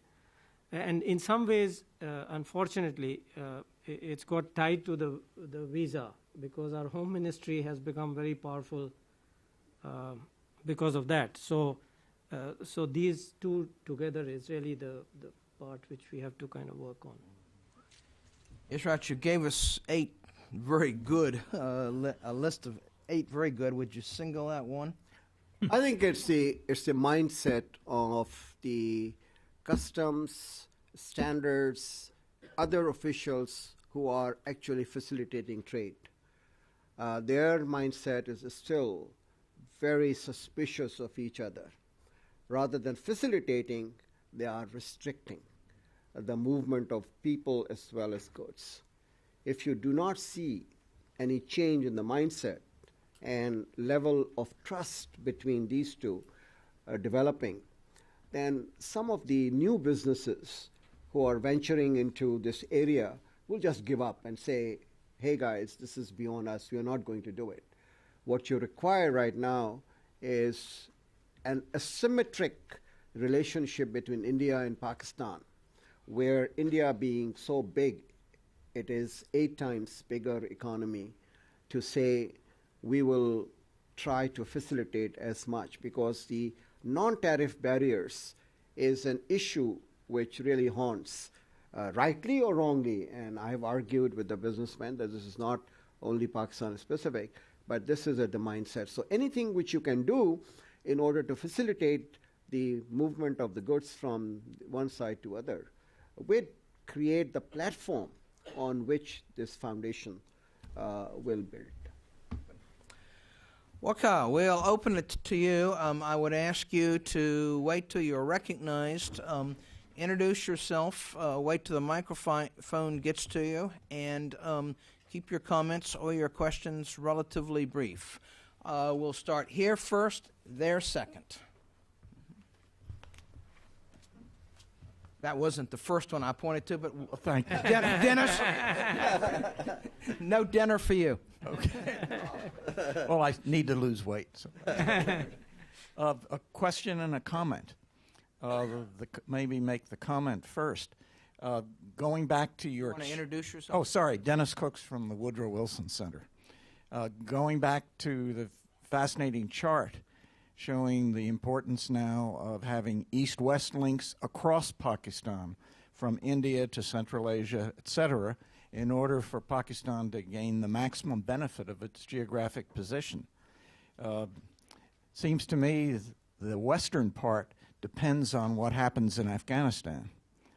Because if you have and that's a big question mark. So it seems to me, and this is to some extent actually in India and Pakistan's hands, that if they are able to work out and if they're happy with what happens in Afghanistan after 2014, when ISAF departs largely, you'll have a positive outcome. If not, you can forget about that western area. That's the comment. The question from a non-economist. Today, the Indian rupee is about 50 to $1. The Pakistani rupee is about 90 to $1. What does that mean in terms of trade? I had a personal experience, but I don't want to, well, I'll mention it, but I don't want to elaborate on it because I'm not an economist. About a year ago, was in Delhi, wanted to get a pair of pants made in Khan Market, went down there, khaki pants, and they wanted $40. I said, gee, that's pretty expensive. And so I didn't do it. And the next week I was in Karachi in the Marriott and went to the tailor shop and said, how much is it going to cost for the similar pair of pants? And they said $15. So I had them made. And I'm wondering if if was that a special case, or can you generalize from that in terms of the comparative advantage, if that's what you call it, that Pakistan has? Bill is shaking his head, so I had it wrong. I didn't hear anybody being asked. Anyone specifically want to talk either about Afghanistan or comparative advantage? Afghanistan,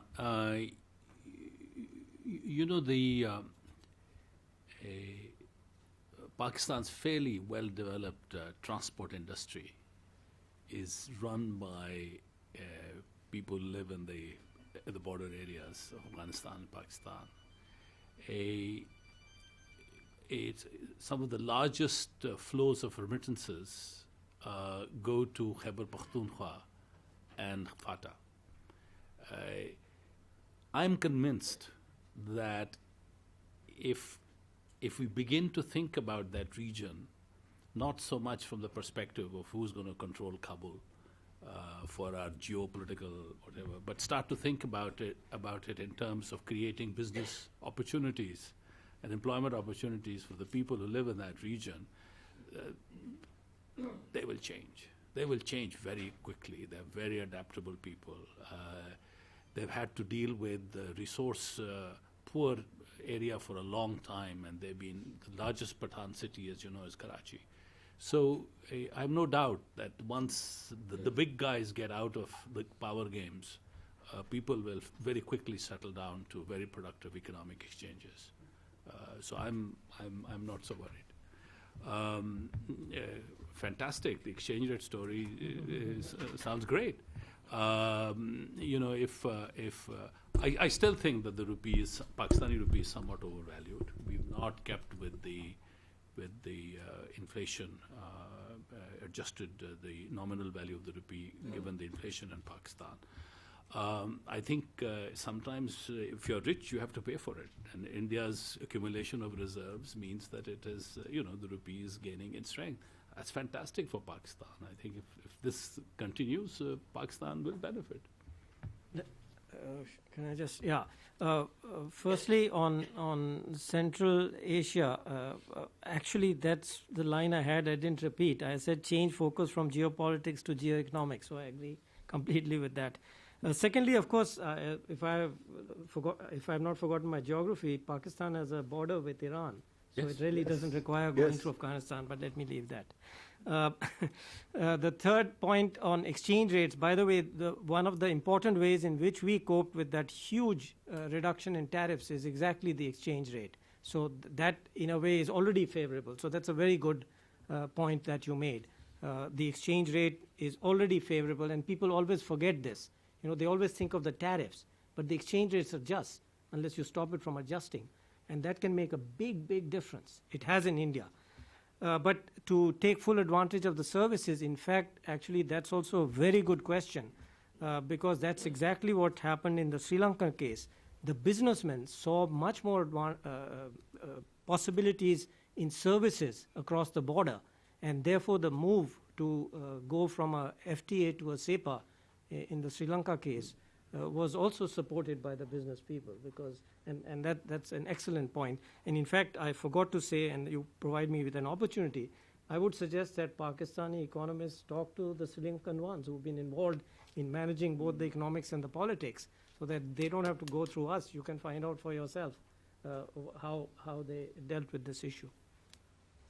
I just wanted to say that Amin and I were both at this lifestyle exhibition in Delhi, where 650 Pakistani businessmen had come to sell their wares. And the most lucrative business was done by the textiles, and particularly these cotton lawn for women. They were just sold like hotcakes. So there will be some places where Pakistani goods will sell well in India, and there will be some where Indian goods, for example, the auto parts, Japanese industry in Pakistan is very happy that the borders will open up and they will import the parts from India rather than from Japan. Services is an area where tradable services are very few, but in stitching, for example, or sewing, perhaps Pakistan is cheaper than India, but how many dentist cooks will get to get that? My name is Samar Chatterjee from Safe Foundation. I'd try to provide a little perspective that may be different from all the presentations, and the reason for that is that if you have a good perspective on the history, Pakistan was created by the British and supported by the United States to continue this conflict that has gone on between India and Pakistan.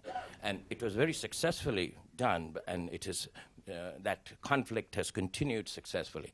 Now, the only way that can be changed, now that the U.S. is taking a different position on that, is for U.S. to provide both insurance and financing. There was a concern expressed that there's no bank financing it, because there will be some terrorist attacks in India as the border is open.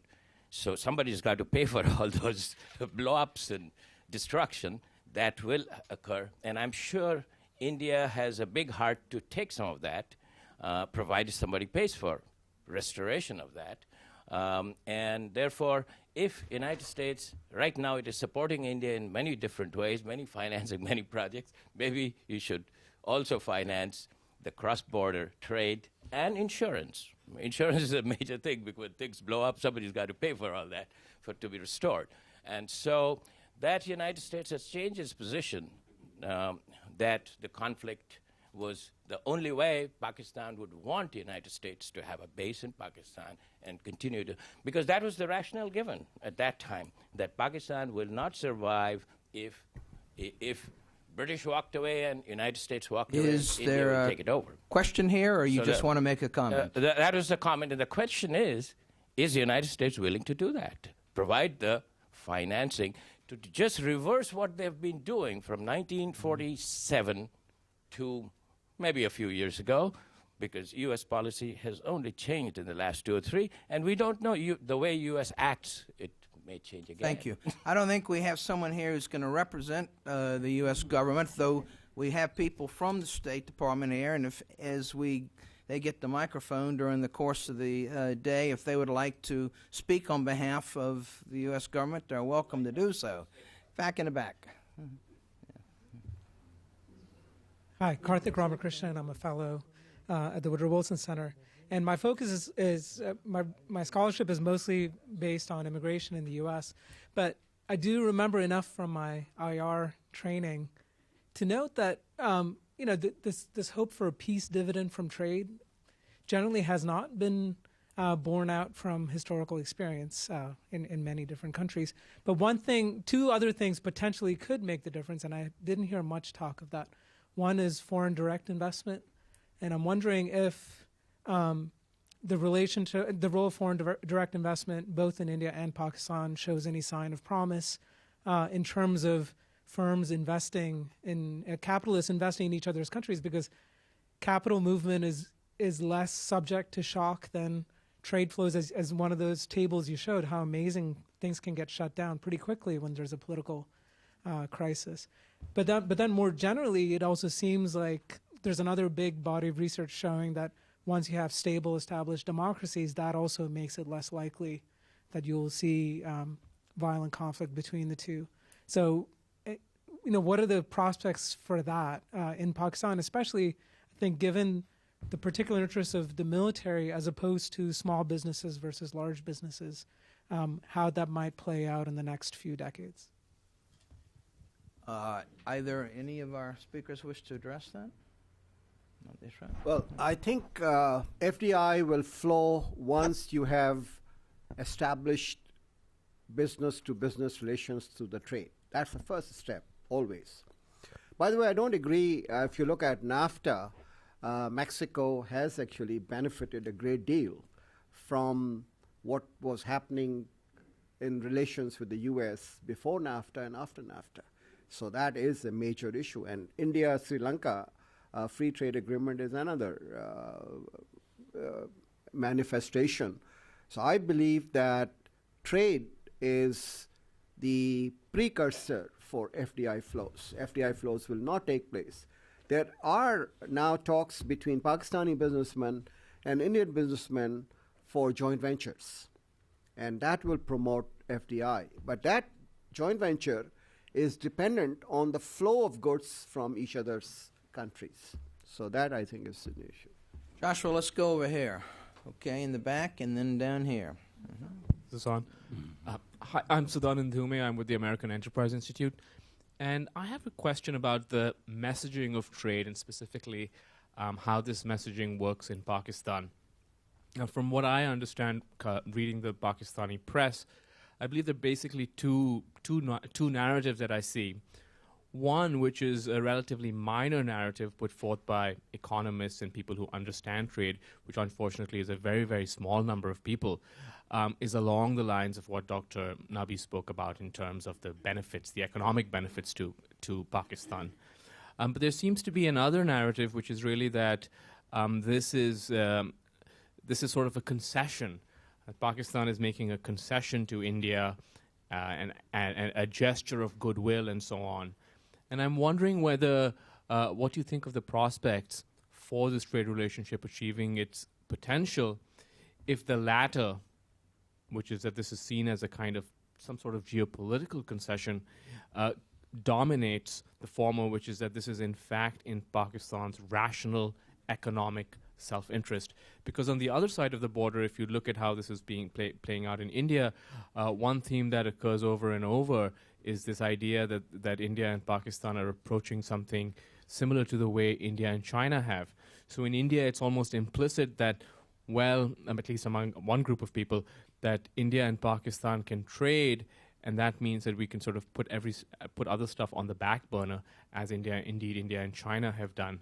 And so it's as though the stories that the two countries are telling about this are different.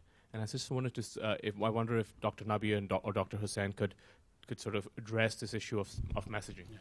I think you're absolutely right. I think the narrative has for a long while been the dominant narrative is, as you say, that this is somehow a concession, particularly in the area that I focused on, which is if Pakistan were to become a regional hub for trade flows, giving access to India to transit through Pakistan is still being seen as a major concession. But you know, when this basic report that I talked about was done initially, senior people in the government in Pakistan, they said, yes, but we are thinking about using liberalization as a negotiating tool, that if things move on some political front, then we will move on the trade front. But I think the debate has moved on that somewhat. People are now beginning to say that even if you want to use trade for political purposes, then you can't use something that doesn't exist. Once you have trade, once you have multiple relations with each other, then you know, the spoilers also become somewhat managed because it's a complex, multiple engagement with each other. So the risky behavior is to some extent moderated by that. And the other thing, of course, is that if you want to use an economic relationship as a political tool, you use it if it exists. So I think there's a change in thinking about it. But the transit trade issue is still very early stages. There, a lot more work will need to be done to establish that this is largely in Pakistan's interest when Pakistan begins to imagine itself as a hub in the region. Just very briefly, could I add? It's also important for Pakistanis to understand the kind of change which has taken place in India. Till 91, this concession idea still was there in some Indian minds. It's no longer there. We are looking at things in the growth pole sense. It's really Southeast Asia. So it's very important to keep that in mind. I think there are very few people who look at it as if we are going to get something out of this from Pakistan in an economic sense. The political part is more important in a way. Yeah, I saw a hand there, and then Joshua will come down here next. My name is Takeuchi. I'm a Japanese scholar specializing in South Asian studies in Johns Hopkins University. Already, Mr. Hussain mentioned to the auto industry in Pakistan, India, but I'd like to ask you some more specifically for the question. Japan's big three, manufacturers of automakers. There is Suzuki and Honda and the Toyota, as in they located in Karachi and Lahore, and also Indian side. And so, according to Suzuki Maruti, they are now exchanging their workers between two countries. So they are Pakistani workers from Karachi, and they have a training in Gurgaon's Suzuki Maruti factory now. But it's they said that the exchange of components, mutual trade of their parts, it has been very, very slow and a very small number of items only. And so I'd like to ask Mr. Hussain that what is Pakistan side policy of promotion of auto industries more? It's if you put together, it's a big number of car, industrial base. If you put these two countries together. So, what about your policy of promotion? And also, I'd like to ask Indian side. Thank you. Yeah, if you look at the composition of the negative list, out of 1,209 items, 385 pertain to the automobile sector. So it's still very much protected for the time being because of this concern that the scale of economies in Indian side, especially on the parts and equipment, are quite substantially favoring the Indian exporter. For the time being, this is not being allowed. But after December 2012, when this negative list disappears, then I think there will be more exchange between the. But as you know, unlike India, Pakistan auto industry is dominated by the Japanese. There is nobody else there. Therefore, the Japanese manufacturers are very much happy that this trading relationship will come in. But the auto part industry is on a different ball game. They want to protect themselves. Okay, Nisha. Getting the microphone to you. Hold on. Thanks. This is a question for Ishrat. Nisha, I know who you are, but not everybody does. If you'll introduce yourself. I'm sorry. I'm Nisha Taneja. I'm a professor at the Indian Council for Research and International Economic Relations in New Delhi. I wish there were more Indians here, and I'm really missing that today in the sense that it would have been a very balanced view on both sides if there were more Indians, and we would have heard more. Maybe it also means that more people should be working on India-Pakistan trade in India. Having said that, the question that I had in mind was, there is a lot of heartburn over trade deficits, and how did Pakistan then manage its trade deficit heartburn vis-a-vis China. Maybe there would be lessons for India there. And even though when I looked at very basic back-of-the-hand calculation, I found that the trade imbalance ratio to total trade is actually much worse vis-a-vis China than it is vis-a-vis India. So even then, the heartburn is more for India than for China. And the other related question is, you're talking a lot about small and medium enterprises. So what was the strategy there for China when there was opening up and with the FTA? And the other thing is that, again, if I can add my comment to it, I think we should maybe sequence it in this manner that we do the large firms first and then follow it by the small and medium, because the borders, the institutions of the borders have to change, and that can happen only if we allow best practice large firms, large logistic firms to operate across the borders. Once that happens, the small firms can be pulled along. Thanks. I think you're right about the small firms, but I had in mind the whole triangle, which is Gujranwala, Gujarat, Daska, and Sialkot, where these is all small industries, medium industries. They have goods which they can sell across the border to Punjab and Haryana and all the way to Delhi at much cheaper prices than their competitors are able to do it. It's a fan industry, it's a sports goods industry, it is surgical goods industry, it is plastic industry, it is ceramic industry. They are very, very confident that they will be able to outclass the competitors, at least in this region, because of the transportation costs and the low cost of production, and also the exchange rate is very favorable.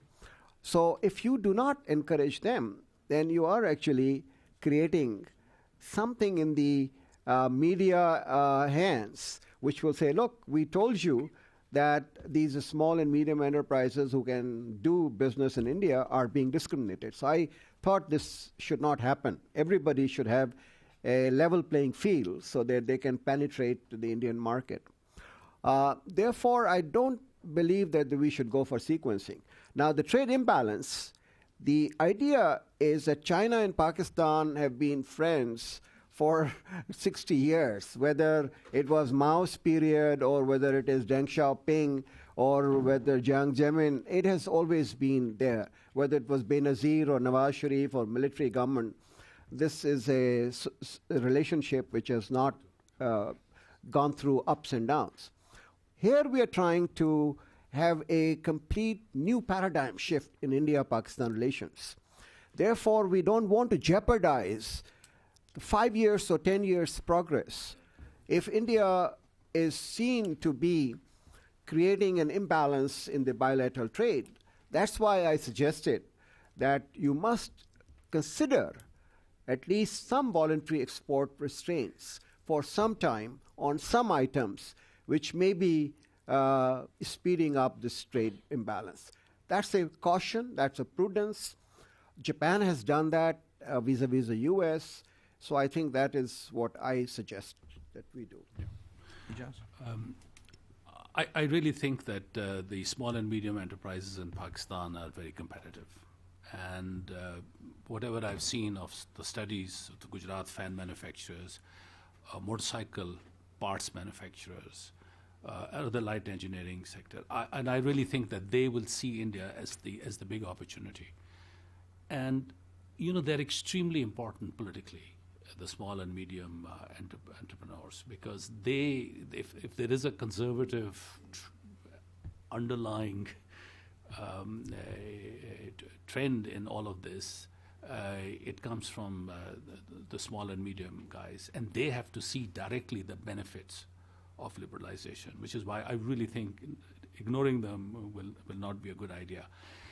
I call the China deficit, Pakistanis think of it as friendly fire. They suffer. A lot of them suffer. I mean, the shoe manufacturers, for example, a whole host of them, they suffer.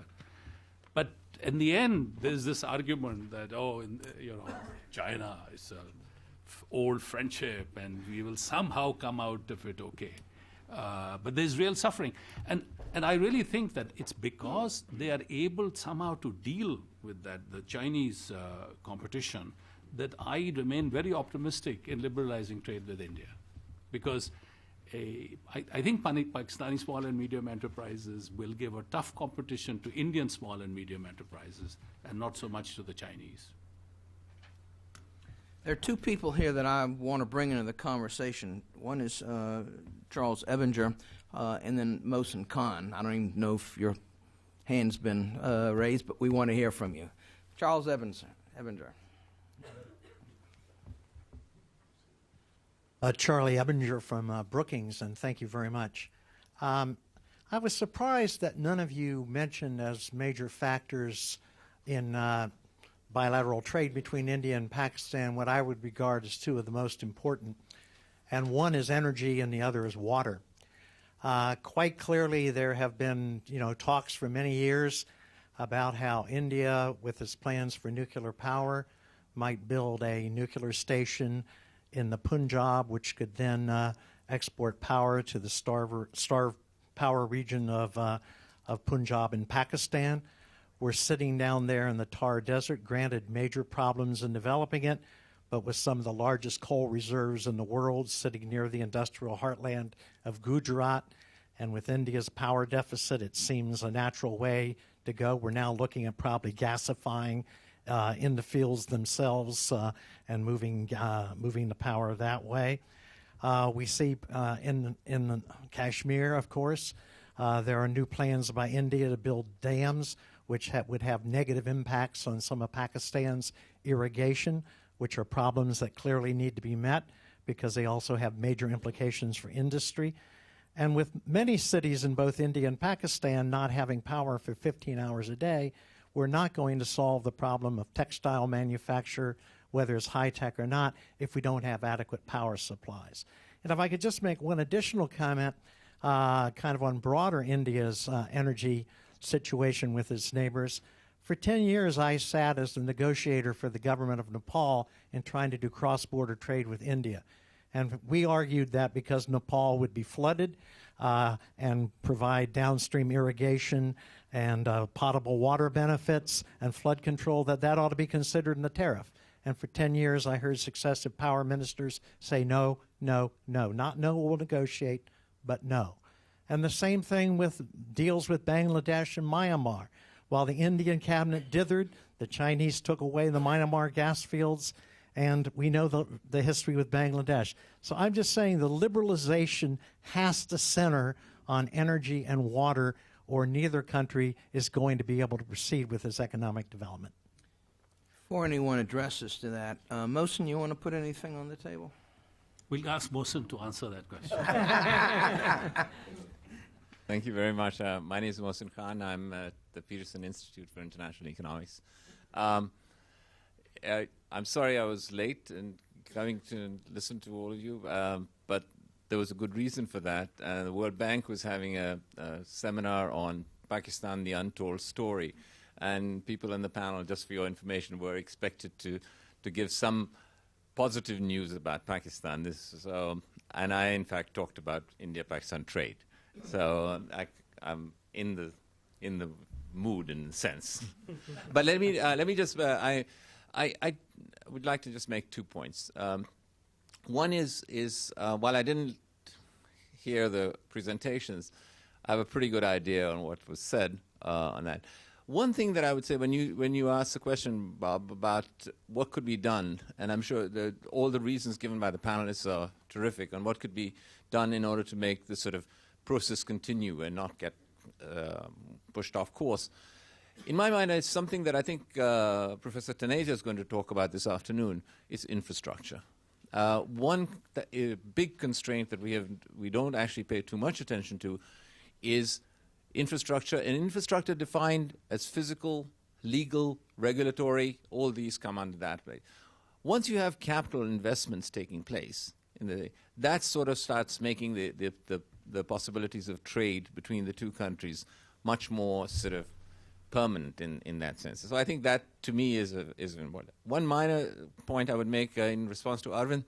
Arvind, we have done studies now. We've completed 2 case studies, one on Bangladesh India trade and one on Sri Lanka India trade. And that's precisely for the reason that you mentioned, which is there are a lot of lessons for Pakistan to be learned in that. I think the final comment I would make is ultimately, well, the negative list is going to be eliminated by the end of this year in Pakistan. Ultimately, the issue boils down to winners and losers, and I guess that's what the losers lobby point came up.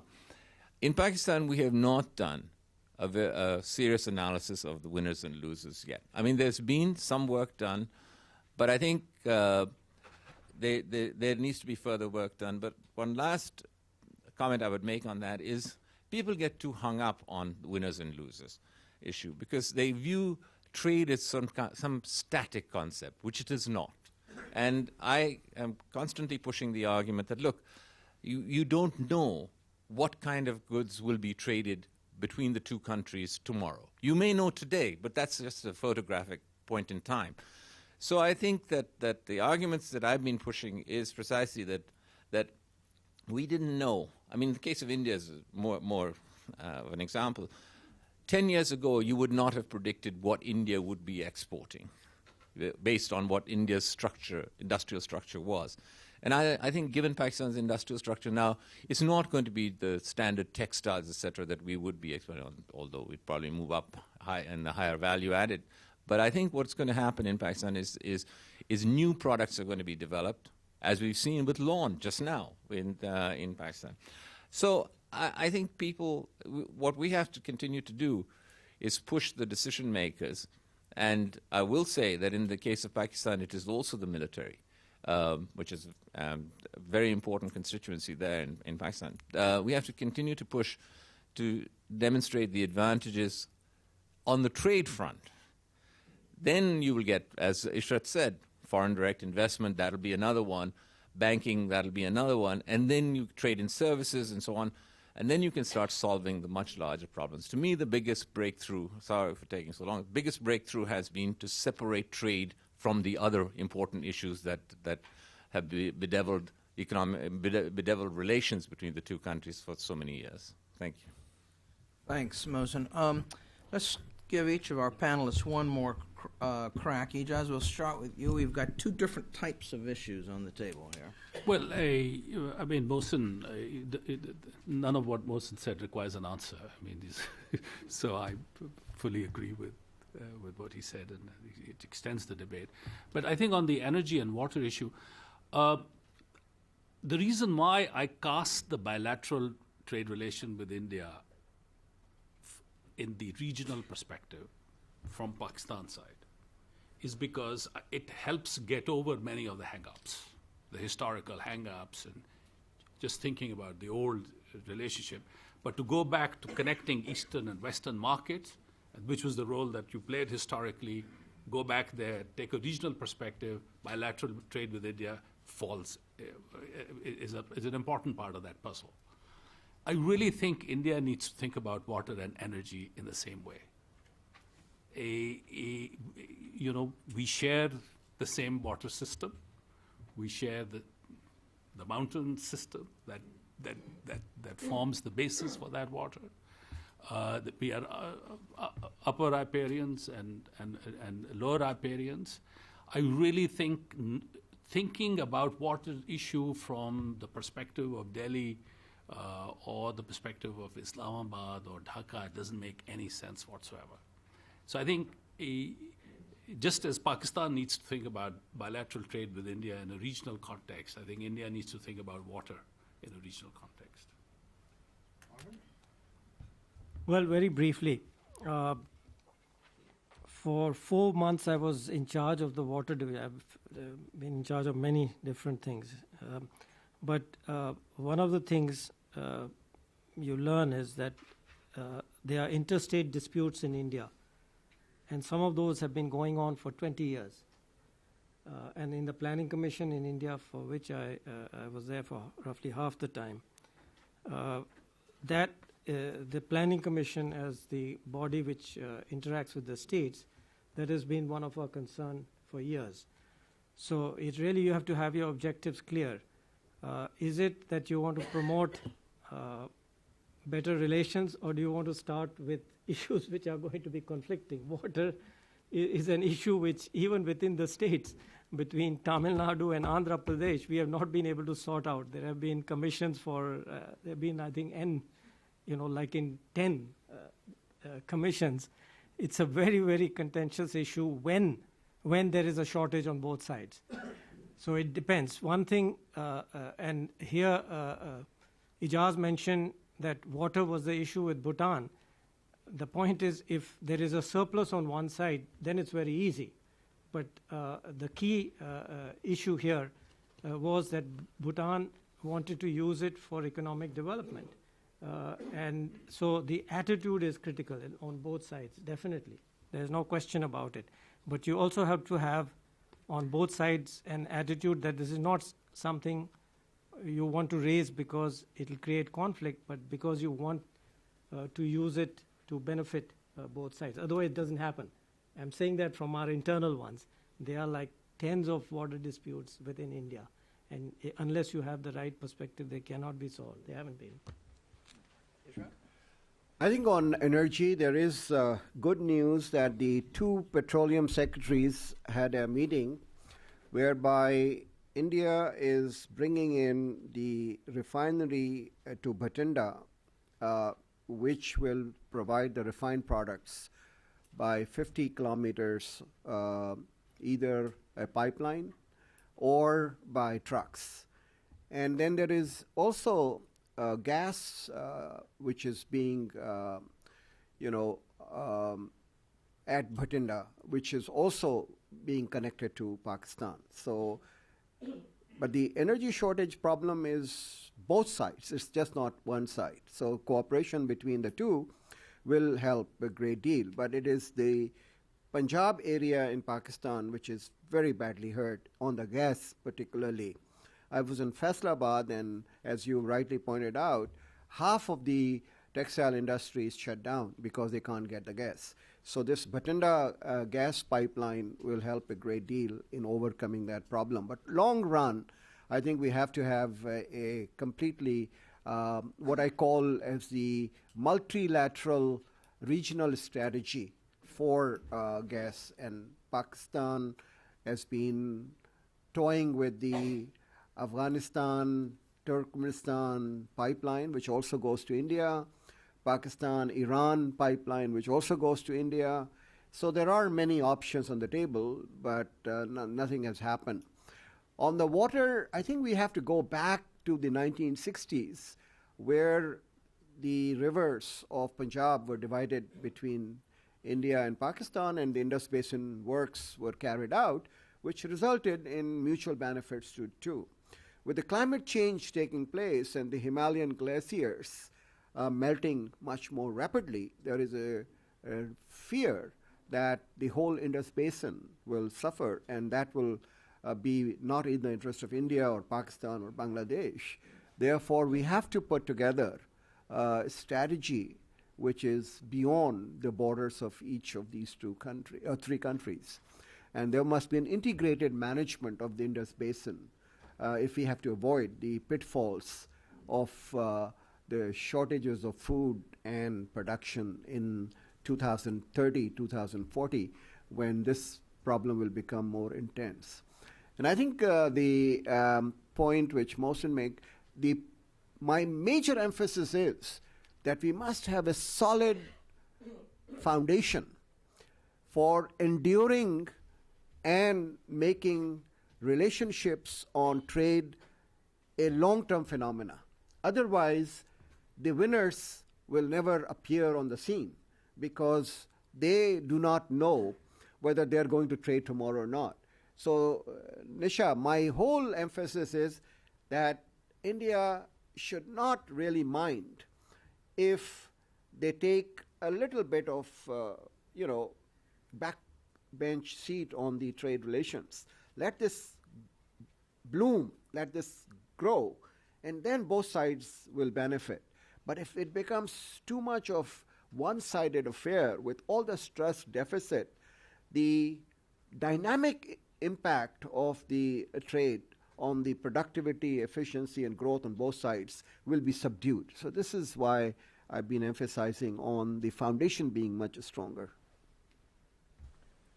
Well, I think we've come to a point where we ought to break for lunch. I, in fact, have an announcement about lunch, but before that, if you will all join me in a round of applause for all three of our speakers.